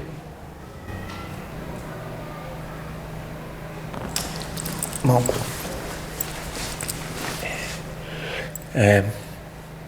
What I'm saying here, I think we have just been castigating Father for nothing, because I can feel it. I feel it inside me, deep inside.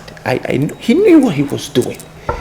You know, he saw Umbrella Group of Company at the verge of collapse before he died. And that is why he bequeathed it to Victor and not me. He knew what he was doing. Daniel, I'm lost. What do you mean?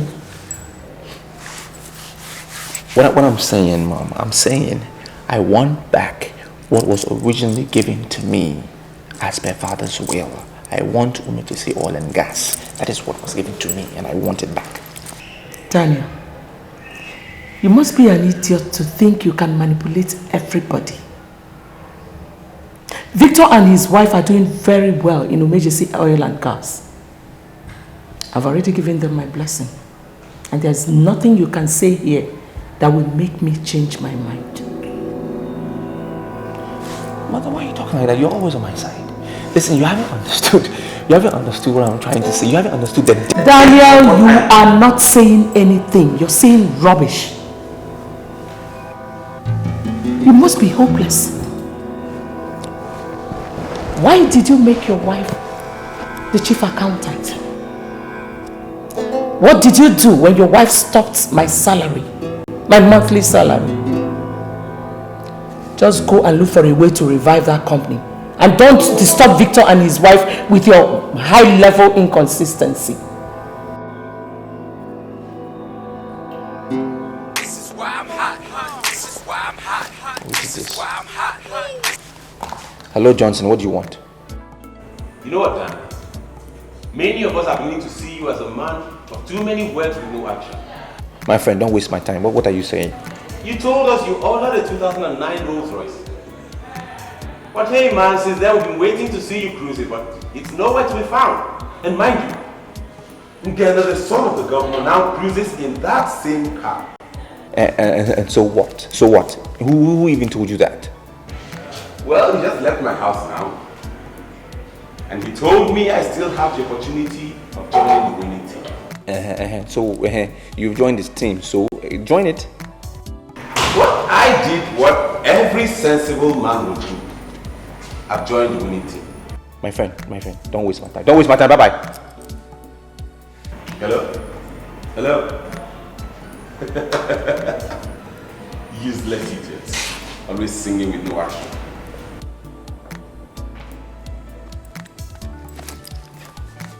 Mother. I want to make a call.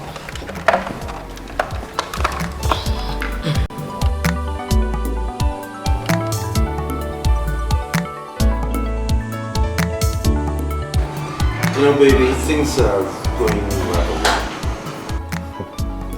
We're going to be in the refinery business very soon. And believe me, that's where the fat of the bacon is. That's nice.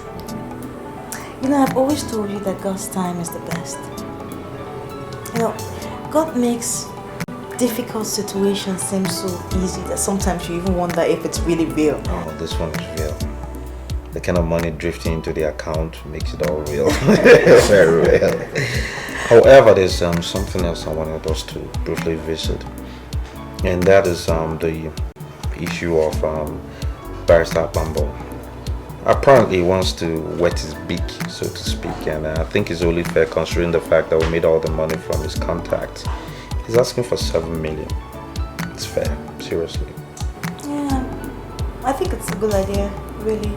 I mean, since you now own the company, and you can make any decision you want to make. Make the order now. Write me a check first and tomorrow morning. Someone's at the door. Come in.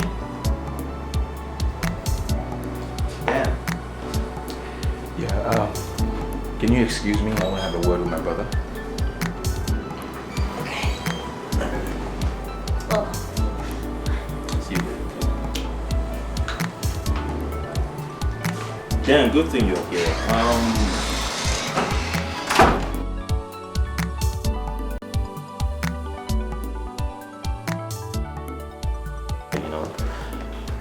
I was considering calling you to ask you over. It's a small matter of mother's monthly allowance from Umbrella Group of Companies. I understand you stopped it. Why? Victor, I'm not here to discuss mother's allowance. It's my back case. I'm here to solve something with you as a brother. Is there a problem? Well, you can quote me. I mean, it could be.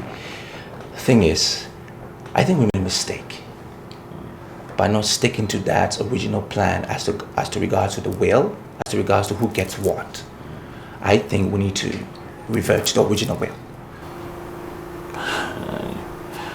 I don't understand the context you use, revert. What exactly do you mean? I'm at a loss here. I'm trying to say, Dad had a good reason for giving you what he gave you and for giving me the oil and gas company. So it's about time we just rearrange everything as originally willed. Dan, forgive me, but I don't know if it's because I'm slow on the uptake today. I still really don't understand what you're talking about. Could you be a little bit more explicit? Maybe you're a little slow. What I'm trying to say, simply put, take back your original company and I'll take back mine. That's all I'm saying. That's not possible, Dan. You can't take back what you rejected and give me what, truthfully, was in the will. To start with, you said you had no part of the oil and gas, that you wanted the big conglomerates, the umbrella group of companies, and I really let you have it because I didn't want problems.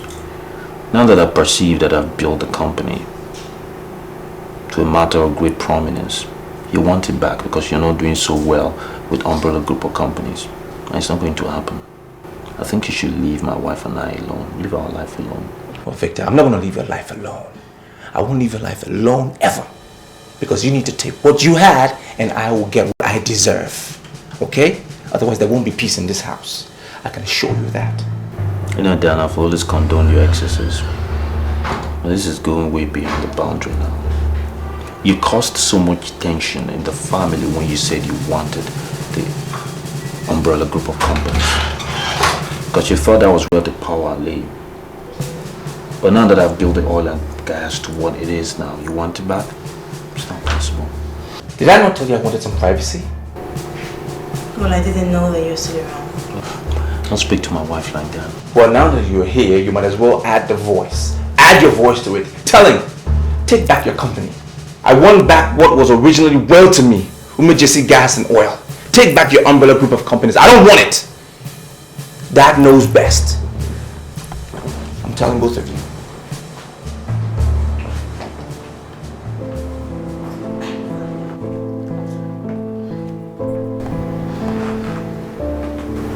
Baby, I don't know what you're thinking, but we would never go back to umbrella.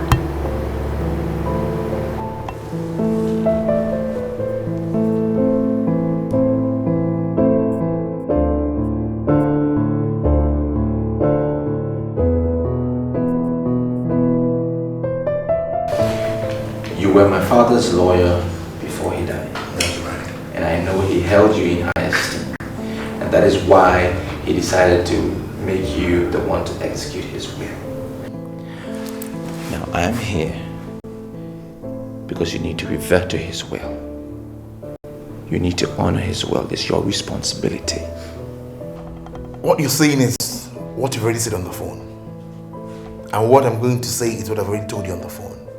What you want is not possible. And I'm asking you why. My father had a damn good reason why he did what he did.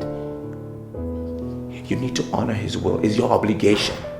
Your brother, as the chief executive officer of Emergency Oil and Gas, has already entered into partnership with some credible businesses overseas. And it's impossible to revert to the will at this stage. It's not possible. Listen to me. Umbrella Group of Companies was at the verge of collapse when my father died. He knew it. He saw it coming. He wanted the best for me. That is why he didn't will that to me. Are you aware that you are talking to the same barrister Bambo that handled all the documents relating to your father's business? I have documentary evidence showing that Umbrella Group of Companies was a sound company before your father died. And even at that, as your brother took over and left, it was still a very sound company. If anything had happened to it, then it's all your fault. You ran it down, okay? You did. Damn it.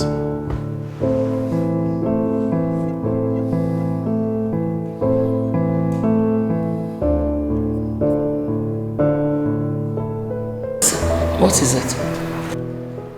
Madam, I came to tell you that yesterday I overheard Cindy tell someone over the phone that she bought a house in America. Are you sure you heard her well? Madam, I was inside the toilet. I'm sorry to say this, but I was inside the toilet very close to where she was standing while she was making the call. She was hushed. She didn't know I was right inside the toilet. Okay.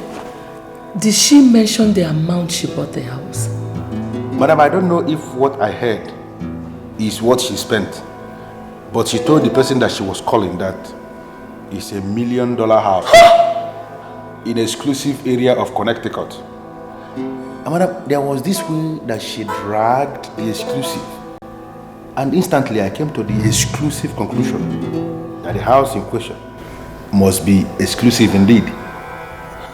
Madam, I came to inform you so you can take action. Because I know you will always take action, ma. Thank you. Okay, thank you.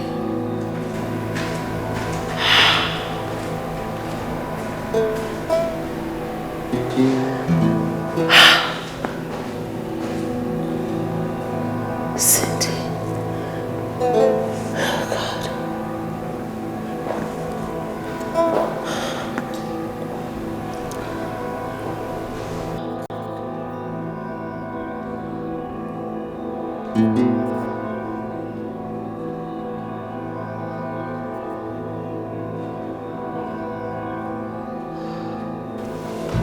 Mother. Victor, the woman I imposed on your brother is the devil's incarnate. I thought she had a surname, Mother. Victor, forget surname. That girl has ruined her family.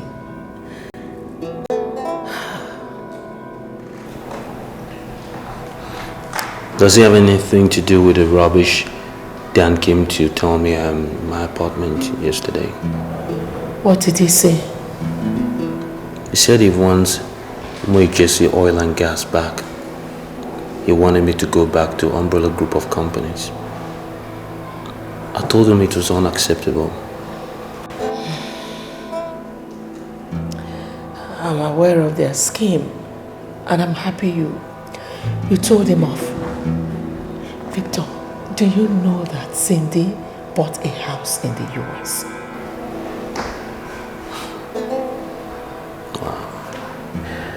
No, Mother, I'm not aware. And I also believe it's too late to say I told you so.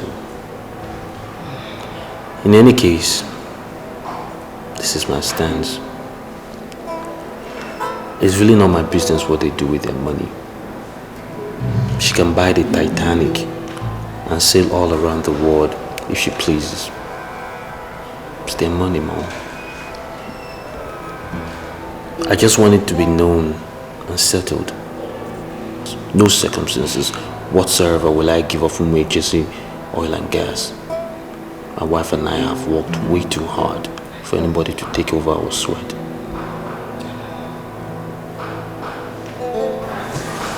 I'm sorry, Mom. I'm really sorry.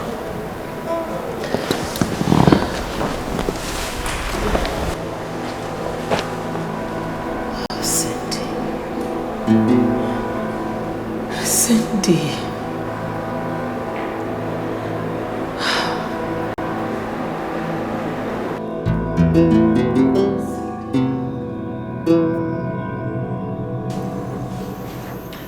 Now, tell me in specifics, what is it you really want? The last time I was here, we had a disagreement. And this time around, I want to believe we will have an agreement. Yeah, hopefully. What I want to do is this. I want to revert to the original instruction as per the will. That is possible, right? Well, nothing is impossible with money. And in this instance, my professional fees will be 10 million naira. And you pay me 60% upfront, and the balance when the case is concluded in your favor. Is that okay? Okay, well, fine. Can you start the process without cash? You must be a joker, you. Nothing ever gets done without money. And do you know what we want to do? We want to challenge the violation of the will and the testament of the dead. That requires a rigorous legal process that needs money to kickstart it. And so... It's okay. I mean, fine. I will get back to you ASAP. Good. It's no problem. Good. Yeah? Okay. So, right on. Thanks. Shame and disgrace. Yes,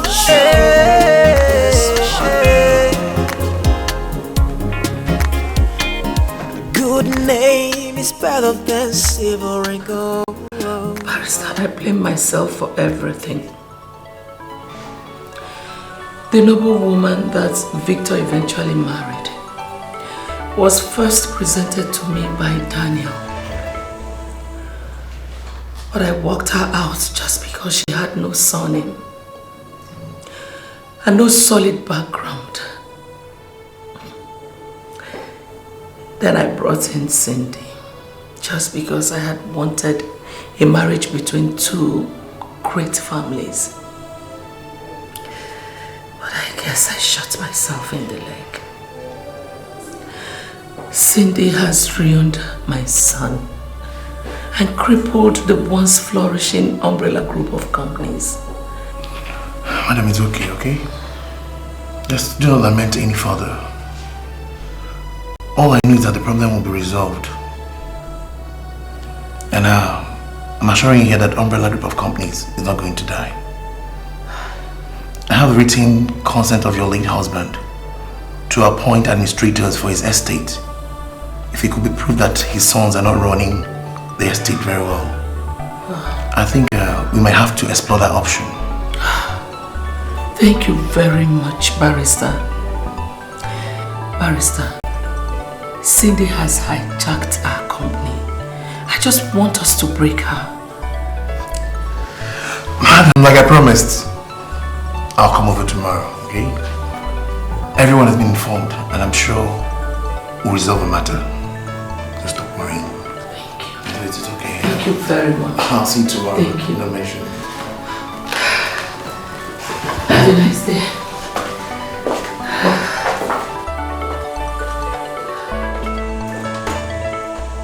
Thank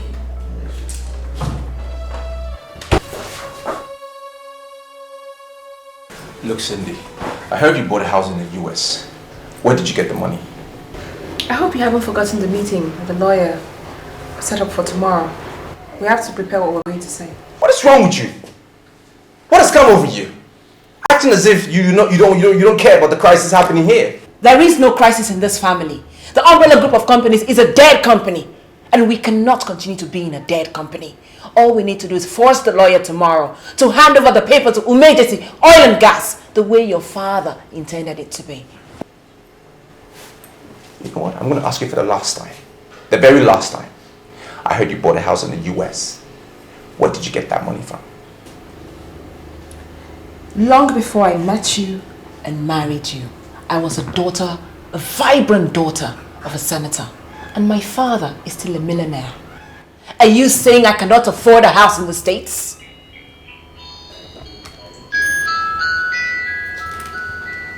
Talk to me. Cindy, the agent in London called to say that she has found the house for £580,000. Are you ready with the money? I am always equal to the task. Tell her I'll sort it out tomorrow. It's all right. It's all right.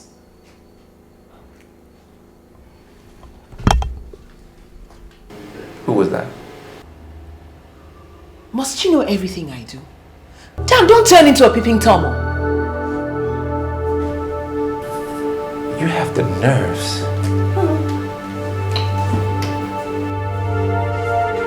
Look, I want to watch TV. You have the nerves.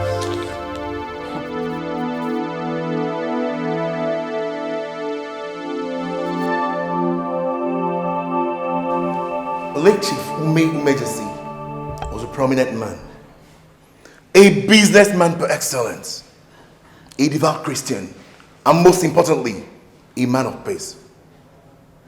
He went about ensuring the restoration of peace in homes where peace had become elusive. I find there's great irony that in his home we're having squabbles, and we're here to resolve the squabbles. Mr. Barrister, excuse me. I totally disagree with what you're saying. You know, you're trying to make this thing complicated, and it is not. First of all, there are no squabbles in this family.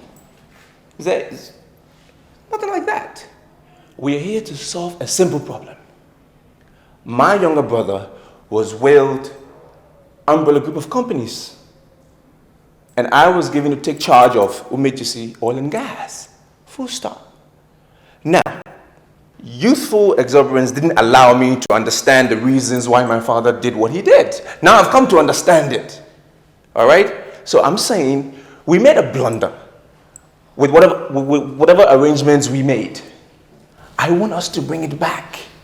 Just give him his company, and I will take Umejesi Oil and Gas. Full stop. The problem is not the swap, but with originality. What is originality? What do you mean by originality? I've discussed with your brother, Victor here, and he's willing to hand over Umejesi Oil and Gas and take over the CEO-ship of Umbrella Group of Companies. That's what I'm talking about. That was too fast. You should have waited to hear the conditions first. Stop it. There were no conditions when my father left that will. I didn't know of any condition. What conditions are you talking about? Please, please, please. Your father left 500 million naira in the account of Umbrella Group of Companies before he died.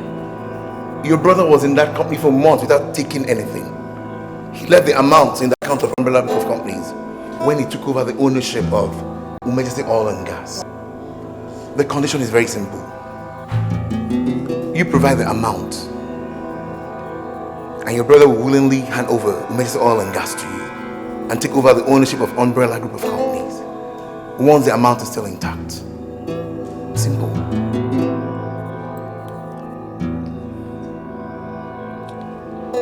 It's not true. What you're saying is not true. When we took over that company, there was no such money in there. There was nothing like that. What do you mean? I have substantial evidence that the amount was in the coffers of Umbrella Group of Companies when you took over. So you return the amount and intact, and then the family will return to status quo. Simple.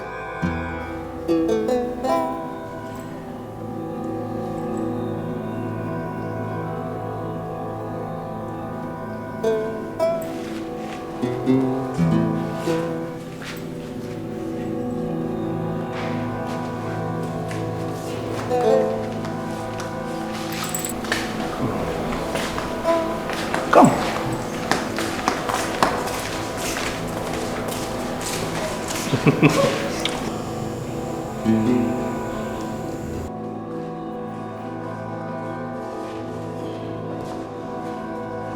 regret the day I set my eyes on that woman. What's wrong with you? Why did you choose to destroy my life? What did I do to you to deserve this? Huh? Dad, what has gone over you? Why are you being hostile to your wife?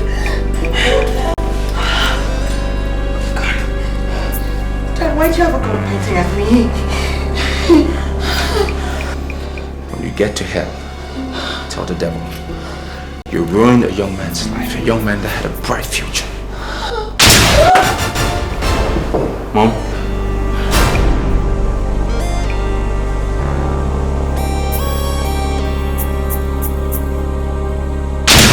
That was a gunshot. Victor!